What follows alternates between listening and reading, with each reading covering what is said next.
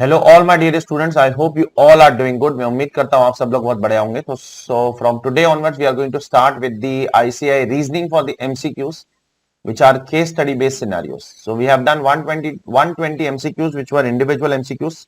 तो ये सारे के सारे MCQs मैंने आपको डिस्कस कर दिया है। ये सारे के सारे YouTube पे अपलोड हो चुके हैं।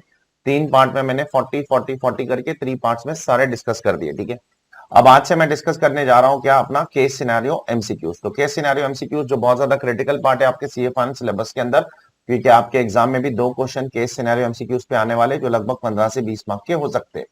देयरफॉर आपको ये सारी चीजें बहुत अच्छे से करके जानी चाहिए। ठीक है, नाउ फिर से मेरा अप्रोच वही होगा कि मेरा ऑब्जेक्टिव यहाँ पर पूरा का पूरा केस स्टडी पढ़ना नहीं है। मेरा ऑब्जेक्टिव यहाँ पर पूरी की पूरी केस स्टडी एक्सप्लेन करना नहीं है। मेरा ऑब्जेक्टिव यहाँ पर हर एक एमसीक्यू का आपको रीजनिंग बताना, लॉजिकल रीजनिंग, कि ये एमसीक्यू का आंसर ये क्यों आता है और बाकी सारे आंसर इसके क्यों नहीं हो सकते हैं। तो वो मेरा ऑब्जेक्टिव है आप लोगों को बताना। ठीक है, आपकी क्या जिम्मेदारी है? आपकी जिम्मेदारी है कि आप अपने एंड पर ये पूरा का पूरा केस सिनेरियोस देखो, एक एक केस सिनेरियोस पढ़ो, उसका आंसर निकालने की कोशिश कीजिए और मैच कीजिए आपके आईसीआई के आंसर के हिसाब से। अगर उसके हिसाब से मैच होता है तो बहुत अच्छी बात है, और अगर मैच नहीं होता है तो मेरा केस सिनेरियो एमसीक्यू का रीजनिंग वीडियो आपको जरूर काम आ जाएगा, जहां पर आप उसका रीजनिंग पता लगा लोगे विद इन फ्यू मिनट्स। ठीक है, तो therefore without wasting any further time we are starting with the first case scenario, that is case scenario 1.1। तो केस सिनेरियो 1.1 शुरू करने जा रहा हूं। ये पूरा का पूरा एक पार्टनरशिप फॉर्म के ऊपर डिपेंडेंट है। मैं पूरा का पूरा क्वेश्चन पढ़ने नहीं जाऊंगा, मैं डायरेक्टली पढ़ूंगा अपना केस सिनेरियो 1.1।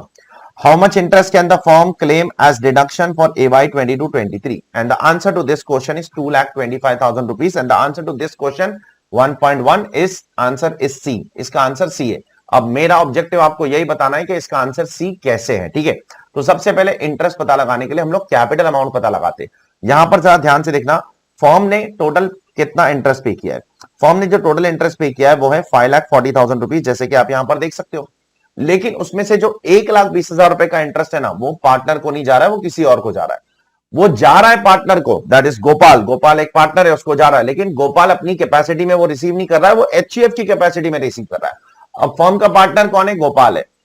और आपको लोन कौन दे रहा है? लोन एचयूएफ दे रहा है। तो एचयूएफ ने फर्म को लोन दिया और फर्म ने किसको इंटरेस्ट पे किया? गोपाल को, और गोपाल एचयूएफ को पास ऑन कर देगा। तो ये वाला interest as per explanation to section 40B is not covered under section 40B। 40B के 12% वाले लिमिटेशन में ये नहीं आएगा। ये इंटरेस्ट आपको अलाउ होगा normally subject to section 40A2 कि ये एक्सेसिव भी नहीं हो जाना चाहिए। ये एक्सेसिव हो जाएगा तो डिसअलाउ होगा, लेकिन ये 40B के 12% के ऊपर जाएगा तो डिसअलाउ नहीं हो सकता है। ठीक है, देयरफॉर ये 5,40,000 में से 1,20,000 आप निकाल दो। 4,20,000 रुपया आप पार्टनर को पे कर रहे हो और 1,20,000 रुपया आप एक्चुअली एचयूएफ को पे कर रहे हो, जो आपके फर्म में पार्टनर नहीं है। ये चीज दिमाग में रखना, ये पहली चीज। नाउ अब इसका पहले कैपिटल पता लगाते। कैपिटल कैसे निकालेंगे हम इसकी वर्किंग मैंने बोर्ड पे डाला हूं। 5,40,000 रुपीज का आपका टोटल इंटरेस्ट है, उसमें से 1,20,000 हटा दो फटाक से, क्योंकि वो तो आप एचयूएफ को दे रहे हो, ऐसा बोलो वो तो आप थर्ड पार्टी को दे रहे हो। अब ये जो इंटरेस्ट बच गया 4,20,000 वो आप पार्टनर को दे रहे हो। अब ये जो पार्टनर को आप इंटरेस्ट दे रहे हो, ये कितने महीने का इंटरेस्ट दे रहे हो? ये आप 9 महीने का इंटरेस्ट दे रहे हो, 12 महीने का इंटरेस्ट नहीं दे रहे हो, क्योंकि ये इंटरेस्ट आप 1 जुलाई से दे रहे हो। यहां पर आप चेक कर सकते हो कब से पे कर रहे हो आप इंटरेस्ट, 1 जुलाई से। तो इसको पहले 12 महीने का कन्वर्ट करो। 12 महीने का उसको मैं कन्वर्ट करने के लिए मल्टीप्लाई बाय 12 डिवाइड बाय 9 कर दूंगा, तो 12 महीने का पर एनम इंटरेस्ट आ जाएगा। अब ये इंटरेस्ट आप कितने रेट पर दे रहे हो? ये इंटरेस्ट मैं 16% पे दे रहा हूं, तो इसको डिवाइड बाय 16% कर दो। तो सबसे पहले जो 9 महीने का इंटरेस्ट है उसको 12 महीने पे कन्वर्ट करो और उसको बाद में 16% से डिवाइड कर दोगे, तो आपको आपका कैपिटल अमाउंट मिल जाएगा which is 35 lakh rupees. Now एक बार 35 लाख रुपीज का कैपिटल अमाउंट आ गया, अब आप देखो पार्टनर को कितना इंटरेस्ट देना है as per income tax law. Income tax law के हिसाब से कितना इंटरेस्ट अलाउड है? इनकम टैक्स लॉ के हिसाब से as per 40B only and only 12% is allowed. ठीक है, वो भी आप प्रोस्पेक्टिवली नहीं दे सकते हो, सॉरी रेट्रोस्पेक्टिवली नहीं दे सकते हो, आपको प्रोस्पेक्टिवली देना है। यहां पर फर्म ने देखो क्या गलती की है। फर्म ने पार्टनर को इंटरेस्ट दिया 1 जुलाई से, लेकिन डीड में कब से डाला? डीड में डाला है 1 जनवरी से। तो आपको इंटरेस्ट अलाउ होगा 1 जनवरी, मतलब आपको इंटरेस्ट होगा अलाउ जैन, फेब और मार्च, और ना कि आपको जुलाई से अलाउ होगा। जुलाई से आपको अलाउ नहीं हो सकता है, रेट्रोस्पेक्टिवली आप इंटरेस्ट नहीं अलाउ कर सकते हो। जब से डीड में डाला गया है उस डेट से आपको इंटरेस्ट का डिडक्शन मिलेगा। देयरफॉर यहां पर आपको कैपिटल कैसे डिडक्शन कैसे मिलने वाला है? 35 लाख का आपका कैपिटल अमाउंट है, multiply by Jan Feb March, जुलाई से नहीं Jan Feb March, divide by 12, multiply by 12%, ये आपका हो जाएगा interest which is allowed to partners plus 1,50,000 1,20,000 जो आप गोपाल के एचयूएफ को पे कर रहे हो थ्रू गोपाल, वो भी तो अलाउ होगा। वो सब मिला दोगे तो आपका टोटल आंसर आ जाएगा 2,25,000 रुपीज। देयरफॉर 1,20,000 जो गोपाल के एचयूएफ को दे रहे हो वो तो अलाउ होना ही है, प्लस जो बैलेंसिंग फिगर है जितना भी आता है 1,05,000 rupees, 35 lakhs into 3/12 into 12% will come to 1,05,000, वो आ जाएगा आपका interest which is allowed to home, interest which is allowed to the partners. एक बार देख लो फिर आगे बढ़ते हैं। Now, MCQ number 1.2. How much salary can the firm claim as deduction for AY 22-23? And the answer is 6,96,000. Answer क्या है वो इंपॉर्टेंट नहीं है, आंसर कैसे आया वो इंपॉर्टेंट है। अब देखो 40B के हिसाब से अपने को इसका रेम्यूनरेशन निकालना पड़ेगा। अपने को रेम्यूनरेशन निकालने के लिए बुक प्रॉफिट ढूंढना पड़ेगा। सबसे पहले तो देखो तीन पार्टनर है, तीन पार्टनर कौन है बैलेंस इसमें से देख सकते हो पीएनएल में, एक जय है, गोपाल है, माधव है। अब जय और गोपाल जो है वो वर्किंग पार्टनर है और जो माधव है वो स्लीपिंग पार्टनर है। तो sleeping partner non working partner को जो भी सैलरी आप दोगे उसका आपको डिडक्शन नहीं मिलने वाला। डिडक्शन सिर्फ जय और गोपाल के केस में मिलने वाला है, माधव के केस में आपको नहीं मिलने वाला। ठीक है, तो सबसे पहले हम लोग बुक प्रॉफिट निकालते हैं। What is book profit? Book profit is given in explanation to section 40B। कैसे निकालने का? Net profit as per PNL, add less all PGBP adjustment, जो भी पीजीबीपी के सेक्शन 28 से 44 के बीच में आता है वो सब एड लेस करो। और उसके बाद में अगर पीएनएल के डेबिट साइड पे कुछ रेम्यूनरेशन ऑलरेडी डेबिटेड है तो उसको ऐड बैक कर दो। तो चलो देखते हैं इसका बुक प्रॉफिट कैसे आएगा। बुक प्रॉफिट कैसे आएगा यहां पर देख लेना, मैंने उसकी वर्किंग कर दी है। 4,72,000 आपका नेट प्रॉफिट है, उसके बाद 5,40,000 आपका इंटरेस्ट ऐड हो जाएगा। उसके बाद जो इंटरेस्ट आपको अलाउ हुआ है क्वेश्चन नंबर 1 से आपको पता चलेगा 1.1 से कितना इंटरेस्ट अलाउ हुआ है। पहले तो 540 पूरा ऐड कर दोगे, लेकिन जितना अलाउ हुआ है वो तो लेस करना पड़ेगा ना। 2,25,000 इंटरेस्ट लेस करोगे। उसके बाद जो भी रेम्यूनरेशन पीएनएल में डेबिटेड है वो ऐड बैक कर दोगे, क्योंकि आपको वही तो ढूंढने जाना है। पीएनएल में जो डेबिटेड है वो एक्चुअल रेम्यूनरेशन है, आपको एक्चुअल नहीं मैक्सिमम लिमिट ढूंढने जाना है। और उसके बाद में नीचे एडजस्टमेंट में आप देखोगे तो बिजनेस लॉस भी है, अनएब्सॉर्ब डेप्रिसिएशन में भी। अब आप इसमें से क्या लेस करोगे बुक प्रॉफिट निकालने के लिए? मैंने आपको 50 बार क्लास में बोला है बुक प्रॉफिट निकालते समय आप 28 से 44 के बीच में जो भी आएगा उसका इफेक्ट दोगे। देयरफॉर क्या अनएब्सॉर्ब डेप्रिसिएशन 28 टू 44 के बीच में आता है? The answer is yes. Unabsorbed depreciation is governed by section 32 subsection 2, therefore वो भी आप लेस करोगे। लेकिन क्या बिजनेस लॉस 28 टू 44 के बीच में सेट ऑफ होता है? बिल्कुल नहीं। Business loss is carried forward and set of under section 72, therefore वो बुक प्रॉफिट कंप्यूट करते समय आप नहीं कंसीडर करोगे। इस पर हमने क्लास में भी बहुत सारे सम कर लिए, आप सभी को पता ही होगा। ये सब करने के बाद आपका आंसर कितना आएगा बुक प्रॉफिट का? 15,25,000। अब 15,25,000 आपका बुक प्रॉफिट है। क्वेश्चन बुक प्रॉफिट नहीं पूछ रहा है, क्वेश्चन पूछ रहा है आपको रेम्यूनरेशन कितना अलाउ होगा। देयरफॉर आप मैक्सिमम लिमिट निकालिए। पहले 3 लाख के ऊपर 90% और बचे हुए बैलेंस अमाउंट पे 60%। तो 3 लाख पे 90%, 2,70,000 और बैलेंस अमाउंट पे 60%, जो भी आंसर आएगा that will come to 10,05,000 rupees. ये आपका मैक्सिमम लिमिट है as per the income tax law. लेकिन ये थोड़ी अलाउ होता है, इसको आपको कंपेयर करना होता है एक्चुअल लिमिट से। अब एक्चुअल आप किस किस को रेम्यूनरेशन दोगे तो कंसीडर करोगे? ये वाला कंसीडर करोगे, द आंसर इज यस, क्योंकि ये वर्किंग पार्टनर है। ये वाला भी कंसीडर करोगे क्योंकि ये वर्किंग पार्टनर है, लेकिन ये वाला कंसीडर नहीं करोगे क्योंकि ये स्लीपिंग पार्टनर है। देयरफॉर जय का 30,000 into 12 will come to what? Will come to 3,60,000 और गोपाल का 28,000 इंटू 12 जो भी आता है दोनों का टोटल अगर मारोगे तो 6,96,000 रुपीज आ जाएगा। Therefore your actual remuneration to Jay and Gopal that is the working partner, sleeping partner का कंसीडर नहीं करना है, is 6,96,000 and your maximum remuneration is 10,05,000। Therefore allowable remuneration is how much? 6,96,000। Sir remuneration आपने शुरुआत से क्यों लिया? सर इंटरेस्ट तो आपने बीच में से लिया था, रेम्यूनरेशन मैंने शुरुआत से लिया क्योंकि क्वेश्चन में यहां पर लिखा है देखो, salary is paid to partners is authorised by partnership deed since Inception.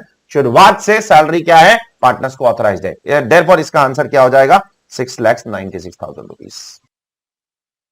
Next question, question number 1.3। 1.3 में क्या होता है? जयेश जो एक पार्टनर था पिछले साल, ठीक है, और पिछले साल फर्म को लॉस हुआ था 3 लाख रुपए का बिजनेस लॉस और कुछ 1.5 लाख रुपए का फर्म को था यूएडी। अब जो पार्टनर था Jayesh, one of the partner was Jayesh, वो करंट ईयर में 1 अप्रैल से रिटायर हो गया, मतलब डेड हो गया, रिटायर नहीं, मर गया, वो मर गया। तो अब 78(1) एक प्रोविजन है जो बिजनेस लॉस के लिए एप्लीकेबल है, यूएडी के लिए एप्लीकेबल नहीं है। 78(1) is not applicable to UAD, it is applicable to business loss. और वो सेक्शन क्या बोलता है पता है आपको? वो सेक्शन बोलता है कि अगर कोई पिछले सालों में आपको लॉस हुआ था, यूएडी लॉस हुआ था, और जिस साल में लॉस हुआ था वो वाला पार्टनर इस साल या तो रिटायर हो गया या मर गया, तो उसका प्रपोर्शनेट लॉस आपको कैरी फॉरवर्ड करने नहीं मिलेगा। देयरफॉर टोटल लॉस कितना था फर्म का? 3 लाख रुपए लॉस, यूएडी नहीं, यूएडी पूरा कैरी फॉरवर्ड कर सकते हो। 78(1) is not applicable to UAD. Total loss form का 3 लाख था। अब टोटल 4 पार्टनर हो गए, क्योंकि पिछले साल 3 पार्टनर थे, एक पार्टनर इस साल और ऐड हो गया। कौन? जयेश मर गया और उसके बदले जय एडमिट हो गया 1 अप्रैल से। देयरफॉर 3 लाख में से कितना प्रोपोर्शनेट लॉस उसको डिसअलाउ हो जाएगा? 1/4 डिसअलाउ हो जाएगा। He will not be allowed to carry forward, क्योंकि जितना भी उसका प्रोपोर्शनेट लॉस है, जो पार्टनर मर गया या रिटायर हो गया, उसका proportionate loss can not be carried forward. Therefore 3 lakh में से 1/4 डिसअलाउ। देयरफॉर कितना allowed? 2,25,000 allow. And therefore the answer to this question is B, कि लॉस आप 3 लाख नहीं 2,25,000 कैरी फॉरवर्ड करोगे, और यूएडी आप पूरा कैरी फॉरवर्ड कर सकते हो, क्योंकि सेक्शन 78(1) यूएडी के लिए एप्लीकेबल नहीं है। Now next question, question number 4, form की टोटल इनकम क्या होगी? टोटल इनकम क्या होगी? बहुत आसान है, पिछले क्वेश्चन से ही काम आएगी सारी टोटल इनकम। देखो अभी पिछले तीनों क्वेश्चन यहां पर काम आने वाले। 4,72,000 फॉर्म का नेट प्रॉफिट है, वो आपको यहां से मिल जाएगा बैलेंस शीट से, या पीएनएल जो भी यहां पर दिया गया, ठीक है, वो आपको वहां से मिल जाएगा, ठीक है। 4,72,000। उसके बाद रेम्यूनरेशन 8,88,000, वो आपको ऊपर से मिल जाएगा पीएनएल से। इंटरेस्ट 5,40,000, वो भी पीएनएल से मिल जाएगा। अब इंटरेस्ट अलाउ कितना है? 2,25,000 से वो लेस करो, क्वेश्चन नंबर 1 से मिल जाएगा। रेम्यूनरेशन अलाउ कितना है? वो क्वेश्चन नंबर 2 से मिल जाएगा। और यूएडी और लॉस कितना अलाउड है? वो क्वेश्चन नंबर 3 से मिल जाएगा। देयरफॉर ये सब करने के बाद जो आंसर आ जाएगा, वो आंसर हो जाएगा आपका what? That is the total income of the firm. It is as simple as this.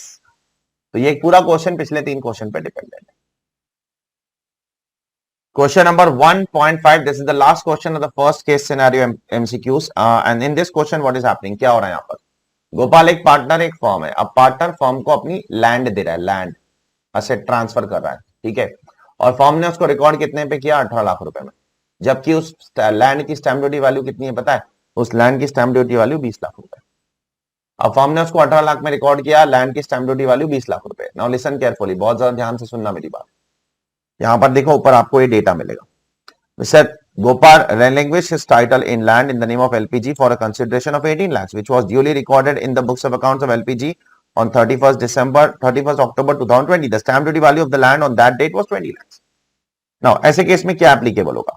जब कोई पार्टनर अपने फर्म को कोई असेट ट्रांसफर करता है, तो पार्टनर के हाथ में 45(3) एप्लीकेबल होता है। 45(3) मतलब पार्टनर के हाथ में कैपिटल गेन्स लगेगा। कैसे? जैसे fair value, full value of consideration will be the amount recorded in the books of accounts by the firm.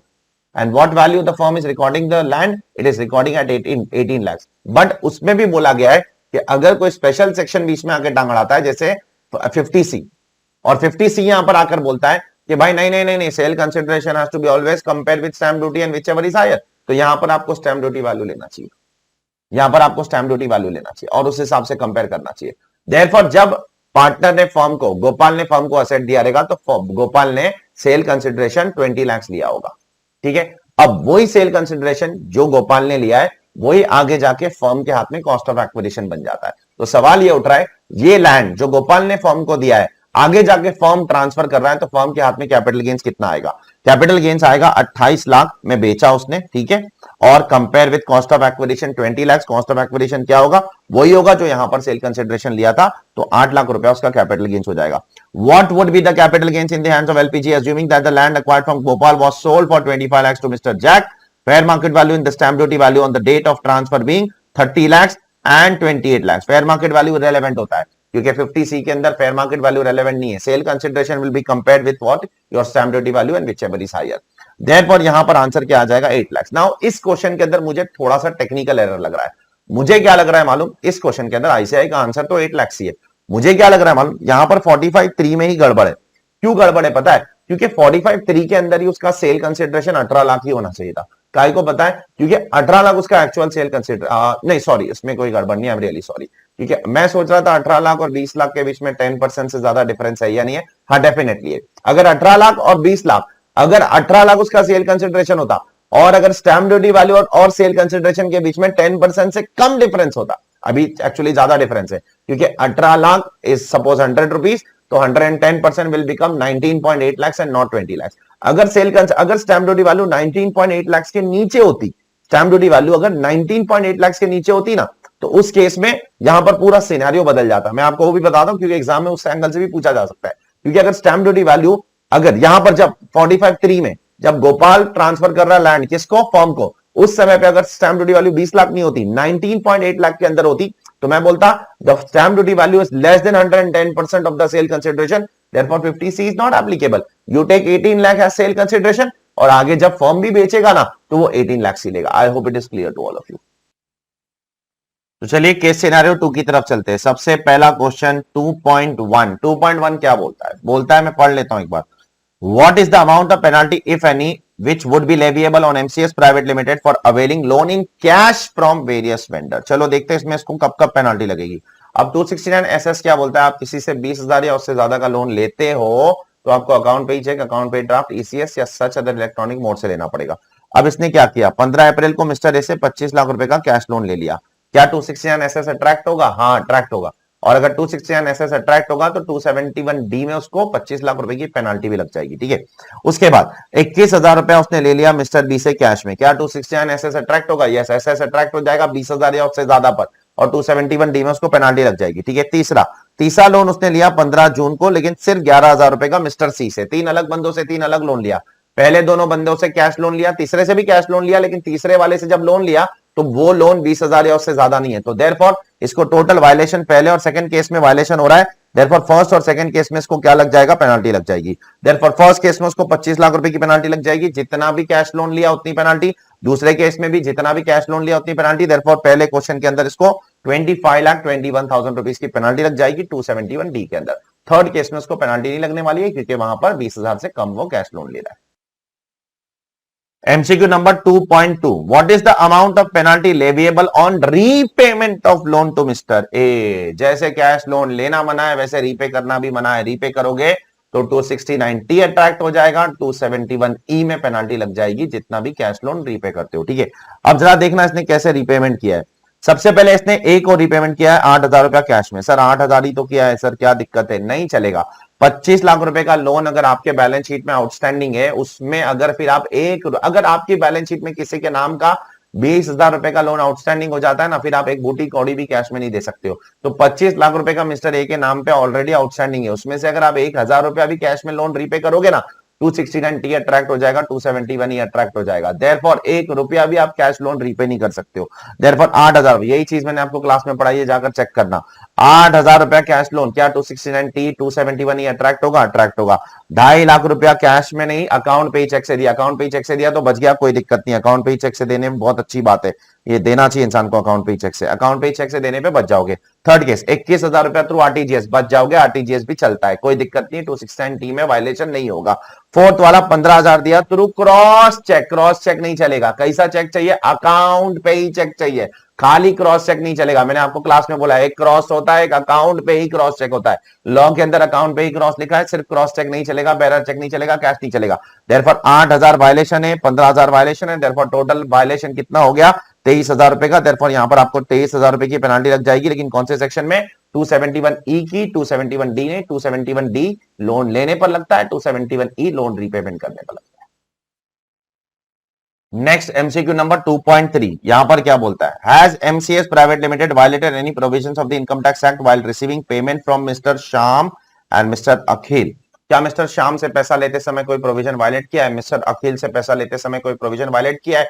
तो मैं आपको बताना चाहता हूं, आंसर इज ए का मतलब क्या है यहां पर? आंसर श्याम से पैसा रिसीव करते समय आपने प्रोविजन वायलेट किया, लेकिन अखिल से पैसा रिसीव करते समय प्रोविजन वायलेट नहीं किया है. कौन सा प्रोविजन वायलेट किया है? ठीक है. और क्या होगा? यहां पर वायलेट हो चुका है. पॉइंट नंबर यहां पर देख लेना बराबर से, जो मैंने अभी हाईलाइट किया. यहां पर देखो, ये यहां पर वायलेट हो चुका है. जब आप शाम से पैसा ले रहे हो, 2 लाख रुपया आप रिसीव कर रहे हो शाम से, अगर आप किसी भी बंदे से 2 लाख रुपया या उससे ज्यादा, 2 लाख या उससे ज्यादा अगर किसी से भी रिसीव करते हो, तो आपको अकाउंट पे ही check, account payee draft, ECS या सच अदर इलेक्ट्रॉनिक मोड से लेना है. बेरर चेक से नहीं ले सकते हो. नहीं तो 269ST अट्रैक्ट हो जाएगा, 271DA में पेनाल्टी लग जाएगी. देयरफॉर आपको यहां पर पेनाल्टी लग जाएगी. साथ साथ में आपने अंकित के केस में आपको कोई पेनाल्टी नहीं लगेगी, आपका कोई वायलेशन नहीं हो रहा है, क्योंकि वहां पर सिर्फ 90,000 रुपए का आप कैश रिसीव कर रहे हो. थ्रेशोल्ड कितना दिया है 269ST में? 2 लाख रुपया या अगर आप किसी से रिसीव कर रहे हो तो आपको अकाउंट पे ही चेक, 2 लाख या उससे ज्यादा. तो यहां पर एग्जैक्ट 2 लाख रुपया आप बैरर चेक से रिसीव कर रहे हो, नहीं चलेगा, नहीं बर्दाश्त होगा. 90,000 रुपया जो अंकित से रिसीव कर रहे हो वो चल जाएगा. ठीक है. यहां पर चेक कर लो, चेक करो. जितने की पेनाल्टी, जितना भी कैश रिसीव करते हो उतनी की पेनाल्टी, जितना भी बैरर चेक रिसीव करते हो उतनी penalty. Question number 2.4. What is the time limit for filing tax audit report? Tax audit report भरने का टाइम लिमिट क्या होता है एक कंपनी के लिए? कंपनी के लिए होता है 1 month prior to the due date of filing of return. Due date of filing of return क्या है? 31 अक्टूबर। उससे एक महीने पहले क्या है? 30 नवंबर और 30 सितंबर। हाँ, अगर ये ट्रांसफर प्राइसिंग वाला केस होता था तो 30 नवंबर से एक महीने पहले 31 अक्टूबर। यहाँ पर ट्रांसफर प्राइसिंग जैसा कुछ नहीं है, तो 31 October normal due date of filing of return, उससे एक महीने पहले 30 सितंबर तक रिटर्न भर दो। अब साथ साथ में पूछा है अगर पेनाल्टी कितना लगा, अगर सॉरी टैक्स ऑडिट रिपोर्ट नहीं भरा तो पेनाल्टी कितनी लगेगी? तो penalty is 0.5% of the turnover. Turnover कितना इसका? बहुत ज्यादा है, 70 करोड़ का टर्नओवर है, ऊपर चेक कर लो। और 1,50,000 whichever is lower, therefore the lower is answer is going to be 1,50,000 only. Check कर लो। Therefore ड्यू डेट क्या है इसका? टैक्स ऑडिट रिपोर्ट का 1 month prior to the due date of filing of return. Due date of filing of return क्या है? 31 अक्टूबर, उससे एक महीने पहले 30 सितंबर। पेनाल्टी कितनी लगेगी? 1,50,000 और 0.5% of 70 crore. whichever is lower will come to 1,50,000 rupees. Check कर लो, फिर आगे बढ़ते हैं। तो चलिए केस सिनेरियो 3 की तरफ बढ़ते हैं। थोड़ा सा बड़ा क्वेश्चन है, क्वेश्चन बड़ा है, आंसर बहुत चिंदी है इसके। केस सिनेरियो 3.1 क्वेश्चन नंबर 3.1 का डिस्कशन करते हैं। Which of the four entities are eligible to declare income on presumptive basis under the income tax act. तो कौन कौन प्रिजम्पटिव इनकम के लिए एलिजिबल है? उसमें एबीएन कंपनी एलिजिबल है, एलएमएन कंपनी एलिजिबल है, एक्सवाईएन कंपनी एलिजिबल है, पीक्यूएन कंपनी एलिजिबल नहीं है। अब ऐसा काय को? ठीक है, इसके लिए ऊपर आ जाओ, मैं बताता हूँ। एबीएन कंपनी का एलिजिबल है और कौन से सेक्शन में? एबीएन कंपनी रिटेल बिजनेस करता है, 44 एडी में एलिजिबल है क्योंकि इसका टर्नओवर 2 करोड़ रुपए तक है। चेक कर लो, ठीक है। एलएमएन कंपनी का एलिजिबल है, 44 एई में एलिजिबल है। क्यों? क्योंकि वो ट्रक का बिजनेस करता है और उसका पूरे साल में 10 से ज्यादा ट्रक कभी भी नहीं होता है। चेक कर लेना, नीचे एनेक्चर में डिटेल दिया गया है, यहां पर उसका पूरे साल में कभी भी 10 से ज्यादा ट्रक नहीं होता है। 10 तक मैक्सिमम ट्रक है, उससे ज्यादा नहीं है। ठीक है, तो ये भी एलिजिबल है 44 एई में। पीक्यूएन कंपनी एलिजिबल नहीं है क्योंकि वो रिटेल बिजनेस करता है। वो 44 एडी में आ सकता था लेकिन वो नहीं आ सकता है क्योंकि वो एलएलपी है। 44 एडी में एलएलपी कवर नहीं होता है। और एक्सवाईएन कंपनी कवर्ड होगा, यस कवर्ड है, 44 एडी ए में आ जाएगा। इंटीरियर डेकोरेटर एक नोटिफाइड प्रोफेशन है जो 44 एडी में कवर हो जाएगा और इसका टर्नओवर भी कितना है? 50 लाख है। देयरफॉर पीक्यूएन कंपनी को छोड़कर बाकी तीनों कवर हो जाएंगे। MCQ number 3.2 What is the business income to be declared by ABN company and PQN company for AY 22-23? Question बहुत ध्यान से पढ़ना। Assuming that the entities wish to make maximum tax saving without getting their books of accounts audited, audit की मगजमारी नहीं चाहिए उनको। Presumptive income अगर है तो हम उसी से फॉलो करेंगे और नहीं है तो फिर करवाएंगे ऑडिट और क्या, तो इनको मगजमारी नहीं चाहिए। देयरफॉर एबीएन कंपनी क्या प्रेजम्पटिव इनकम फॉलो कर सकता है? कर सकता है, बिना ऑडिट के उसका मैटर क्लोज हो जाएगा। ठीक है, तो एबीएन कंपनी की इनकम कैसे कंप्यूट होगी? चलो देखते हैं। एबीएन कंपनी कहां पर आती है? प्रेजम्पटिव इनकम में आती है। अब उसकी इनकम कैसे कंप्यूट होगी? टोटल टर्नओवर उसका 200 करोड़ है। अब 200 करोड़ में से जनरली आपका टर्नओवर का 8% डीम्ड इनकम होती है। लेकिन अगर आपको पैसा account payee cheque, account payee draft, ECS या सच अदर इलेक्ट्रॉनिक मोड से मिलता है और due date of filing of return तक मिल जाता है तो आपको 6% का डीम्ड इनकम लग जाएगा। देयरफॉर अपने को चेक करना है इसमें से कितना 8% पे आएगा, कितना 6% पे आएगा। देखो ये 150 लाख रुपए आपको कभी प्रीवियस ईयर में ही मिल गया और वो भी आपको कैसे मिला? आरटीजीएस से मिला, तो इस पर आपको 6% डीम्ड इनकम लग जाएगी। और ये जो 20 लाख है ये भी आपको आरटीजीएस से मिला, एनईएफटी से मिला, तो ये भी सच अदर इलेक्ट्रॉनिक मोड है, प्रिस्क्राइब मोड है और ये भी ड्यू डेट के पहले मिल गया तो इस पे भी 6%। तो ये 150 लाख और ये 20 लाख, दैट इज 170 लाख पे 20% डीम्ड इनकम। और ये जो 30 लाख है जो कैश में मिला उस पे 8% डीम्ड इनकम। ठीक है, तो 170 लाख पे 6% डीम्ड इनकम और 30 लाख पे कितना आपका जो डीम्ड इनकम हो जाएगा वो हो जाएगा 8%। उस तरीके से आपका कैलकुलेशन यहां पर आ जाएगा 12.6 लाख फॉर एबीएन कंपनी। देखो अब पीक्यूएन कंपनी के पास कोई ऑप्शन नहीं है, उसके लिए तो कोई प्रेजम्पटिव इनकम का सेक्शन एप्लीकेबल ही नहीं है। उसका तो जो भी एक्चुअल प्रॉफिट है वो उसको डिक्लेयर करना पड़ेगा और उसका एक्चुअल प्रॉफिट कितना है? 4.5 लाख। देयरफॉर उसका आंसर कितना आ जाएगा? 4.5 लाख। चेक कर लो एक बार। तो एबीएन कंपनी का मैक्सिमम सेविंग विदाउट ऑडिट कैसे कर सकते हो? विदाउट ऑडिट कर सकते हो बाय फॉलोइंग 44 एडी। और पीक्यूएन कंपनी के केस में तो ऐसा कोई कॉन्सेप्ट है नहीं, विदाउट ऑडिट ये सब चीजें वहां पर एप्लीकेबल नहीं है क्योंकि उसके लिए तो नॉर्मल प्रोविजंस के हिसाब से उसको कंप्यूटेशन करना पड़ेगा। MCQ number 3.3 What is the business income to be declared by LMN company? LMN company मतलब वो ट्रक वाला for AY 22-23 without getting its books of accounts audited। तो उसको क्या करना पड़ेगा? अभी बुक्स ऑफ अकाउंट ऑडिट नहीं करवाना है उसको, प्रेजम्पटिव इनकम फॉलो करना है 44 ए। तो 44 ए की अगर उसको प्रेजम्पटिव इनकम फॉलो करना है तो उसकी प्रेजम्पटिव इनकम ढूंढनी पड़ेगी। ठीक है, अब ये सारी जो ट्रक्स है 6 ट्रक का डिटेल दिया है बोर्ड पे, जरा बराबर से देखना। 1 2 3 4 5 तक जो है ना, 5 तक 7,500 रुपया पर ट्रक का उसको इनकम लग जाएगा, 7.5। और जो लास्ट वाला ट्रक है ना, लास्ट वाला, क्योंकि वो 12,000 टन से ज्यादा, 12,000 किलो से ज्यादा है तो वहां पर उसको पर टन 1,000 रुपीज की इनकम के हिसाब से लगेगा। देयरफॉर ये पूरा का पूरा कैलकुलेशन देखो मैंने यहां पर किया हूं। यहां पर डेट ऑफ परचेज दिया है, पहले केस में 3 × 7.5 ब्ला ब्ला ब्ला ब्ला ब्ला, ये सब करने के बाद आपको पर मंथ का आपका कितना है? 7,500 for number of months the vehicle is owned by the assessee. तो उस हिसाब से मैंने पूरा कैलकुलेशन चार्ट यहां पर डाला है। प्लस प्लस प्लस लास्ट वाले ट्रक का कितना आएगा? पर मंथ पर टन 1000, तो 13,000 किलो का कितना हो गया, 13,000 रुपया हो जाएगा। तो लास्ट वाले ट्रक का 7,500 नहीं बल्कि 13,000 रुपया, टोटल 6,36,000 रुपीज की उसकी इनकम आ जाएगी। लेकिन साथ में एक चीज भूलना मत, 44AE वाले एसोसिएट ना, जो 44AE वाले, उनको अगर वो पार्टनरशिप फॉर्म है ना, जो ये है एलिमेंट कंपनी से पार्टनरशिप फॉर्म, तो अगर वो पार्टनरशिप फॉर्म है 44AE वाले है, तो उनको क्या मिलता है, उनको मिलता है डिडक्शन ऑफ 40B। 40B मिलता है, यस मिलता है। 44AD और ADA वालों को नहीं मिलता है, 44AE वालों को मिलता है। जाकर चेक करना, मैंने बुक के अंदर घड़ी घड़ी लिखा हूं, ये एक जगह नहीं 2-3 जगह पर लिख के रखा हूं कि 44AD और ADA वाले को रेम्यूनरेशन और इंटरेस्ट का डिडक्शन नहीं मिलेगा, लेकिन 44AE वाले को जरूर मिलेगा, जो यहां पर मिल रहा है आप देख सकते हो। तो यहां पर इनको 1.5 लाख का रेम्यूनरेशन और इंटरेस्ट का डिडक्शन मिल जाएगा। Therefore the answer to this question is 4,36,500। You can check it. MCQ number 3.4। 3.4 MCQ क्या बोलता है, एक्स वाई कंपनी, कौन है एक्स वाई, एक्स वाई कौन है भाई, यहां पर देख लो पहले एक्स वाई कौन है। एक्स वाई ये जो प्रोफेशनल फर्म थी वो इंटीरियर डेकोरेटर वाली, ठीक है, वो है X Y. X Y firm के बारे में पूछा गया है कि उसका भाई प्रॉफिट्स एंड गेन्स कितना होगा if they wish to maximise their tax saving without getting the books of account audited. Without getting तो बहुत सिंपल है, उसका ग्रॉस रिसीट 50 लाख है, उसका 50% उसका डीम्ड इनकम हो जाएगा 50 लाख, 25 लाख उसकी डीम्ड इनकम, दैट्स इट। इसमें से रेम्यूनरेशन इंटरेस्ट ये सब का डिडक्शन नहीं मिलता है, नहीं मिलता है, नहीं मिलता है, नहीं मिलता है, माफ करो। वो सिर्फ 44AE में अवेलेबल है, एडी और एडीए में अवेलेबल नहीं है, चेक कर लो। तो यहां पर directly answer is 25 lakh, 50 lakh का 50%, that's it. MCQ number 3.5। 3.5 MCQ क्या बोलता है, क्या आपका 3.3 वाला क्वेश्चन और 3.4 वाले क्वेश्चन का आंसर बदल जाएगा अगर आप क्या करोगे, अगर आप बुक्स ऑडिट करवा लोगे। देखो अगर मैं बुक्स ऑडिट करवा लू ना और बुक्स ऑडिट करवाने चले जाओ, तो फिर मैं एक्चुअल प्रॉफिट डिक्लेयर करूंगा, और अगर मैं एक्चुअल प्रॉफिट डिक्लेयर करूंगा तो 3.3 और 3.4 दोनों का आंसर बदल जाएगा। कैसे बदल जाएगा, 3.3 का आंसर क्या हो जाएगा, 3.3 में क्या, एलिमेंट कंपनी, एलिमेंट कंपनी के अंदर मेरा प्रॉफिट कितना है 4.1 लाख है, और फिर उसमें से मैं रेम्यूनरेशन इंटरेस्ट जो भी है वो सब चीज एडजस्ट करूंगा, वो तो ऑलरेडी एडजस्टेड है, यहाँ पर देखो 4.1 हो जाएगा। और वैसे यहाँ पर आपका यहाँ पर क्या हो जाएगा, 20 लाख हो जाएगा, 20 लाख में से रेम्यूनरेशन इंटरेस्ट वो सब ऑलरेडी एडजस्टेड है। देयरफॉर दोनों के दोनों आंसर आपका चेंज हो जाएगा डेफिनेटली, अगर आप ऑडिट करवाने चाहते हो। चलिए एमसीक्यू नंबर 4.1 की तरफ बढ़ते हैं। 4.1 एमसीक्यू क्या बोलता है, what is the amount of income chargeable to tax in the hands of mister Hari in respect of transaction of sale of building to mister Rajesh and under which head it is taxable. तो mister Hari अपनी building बेच रहा है, तो यहाँ पर दो सवाल है, कितना अमाउंट चार्जेबल टू टैक्स होगा और किस हेड में चार्जेबल टू टैक्स होगा। अब किस हेड में चार्जेबल टू टैक्स होगा वो पहले क्लियर कर देता हूँ। It will be chargeable under the head business and profession PGBP, because यहाँ पर हरि एक प्रॉपर्टी डीलर की तरह बेच रहा है। अगर प्रॉपर्टी डीलर अपनी बिल्डिंग बेचता है तो उसकी इनकम पीजीबीपी में क्लासिफाई होगी, कैपिटल गेन्स में क्लासिफाई नहीं होगी। अब यहाँ पर अगर पीजीबीपी में इनकम क्लासिफाई हो रही है और बंदा बिल्डिंग या लैंड बेच रहा है तो उसके लिए 43CA एप्लीकेबल है। 43CA क्या बोलता है, अगर कोई बंदा स्टॉक इन ट्रेड बेचता है in the form of land और बिल्डिंग, तो उसका cell consideration will be compare with stamp duty value, और अगर दोनों के बीच में 110% से ज्यादा का डिफरेंस होगा तो फिर उसको क्या करना पड़ेगा, 110% से ज्यादा का डिफरेंस होगा तो फिर स्टैम्प ड्यूटी वैल्यू को अपने को सेल कंसिडरेशन लेना पड़ेगा।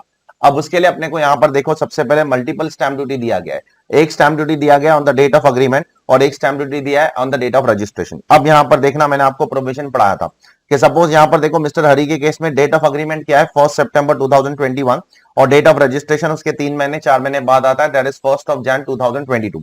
अब डेट ऑफ अग्रीमेंट के दिन उसकी स्टैम्प ड्यूटी वैल्यू 110 है और डेट ऑफ रजिस्ट्रेशन के दिन उसकी स्टैम्प ड्यूटी वैल्यू 120 है। तो अब कौन सी वाली स्टैम्प ड्यूटी लेने का, क्या इसमें कोई कंफ्यूजन है, कोई कंफ्यूजन नहीं है, स्पेसिफिक कानून है।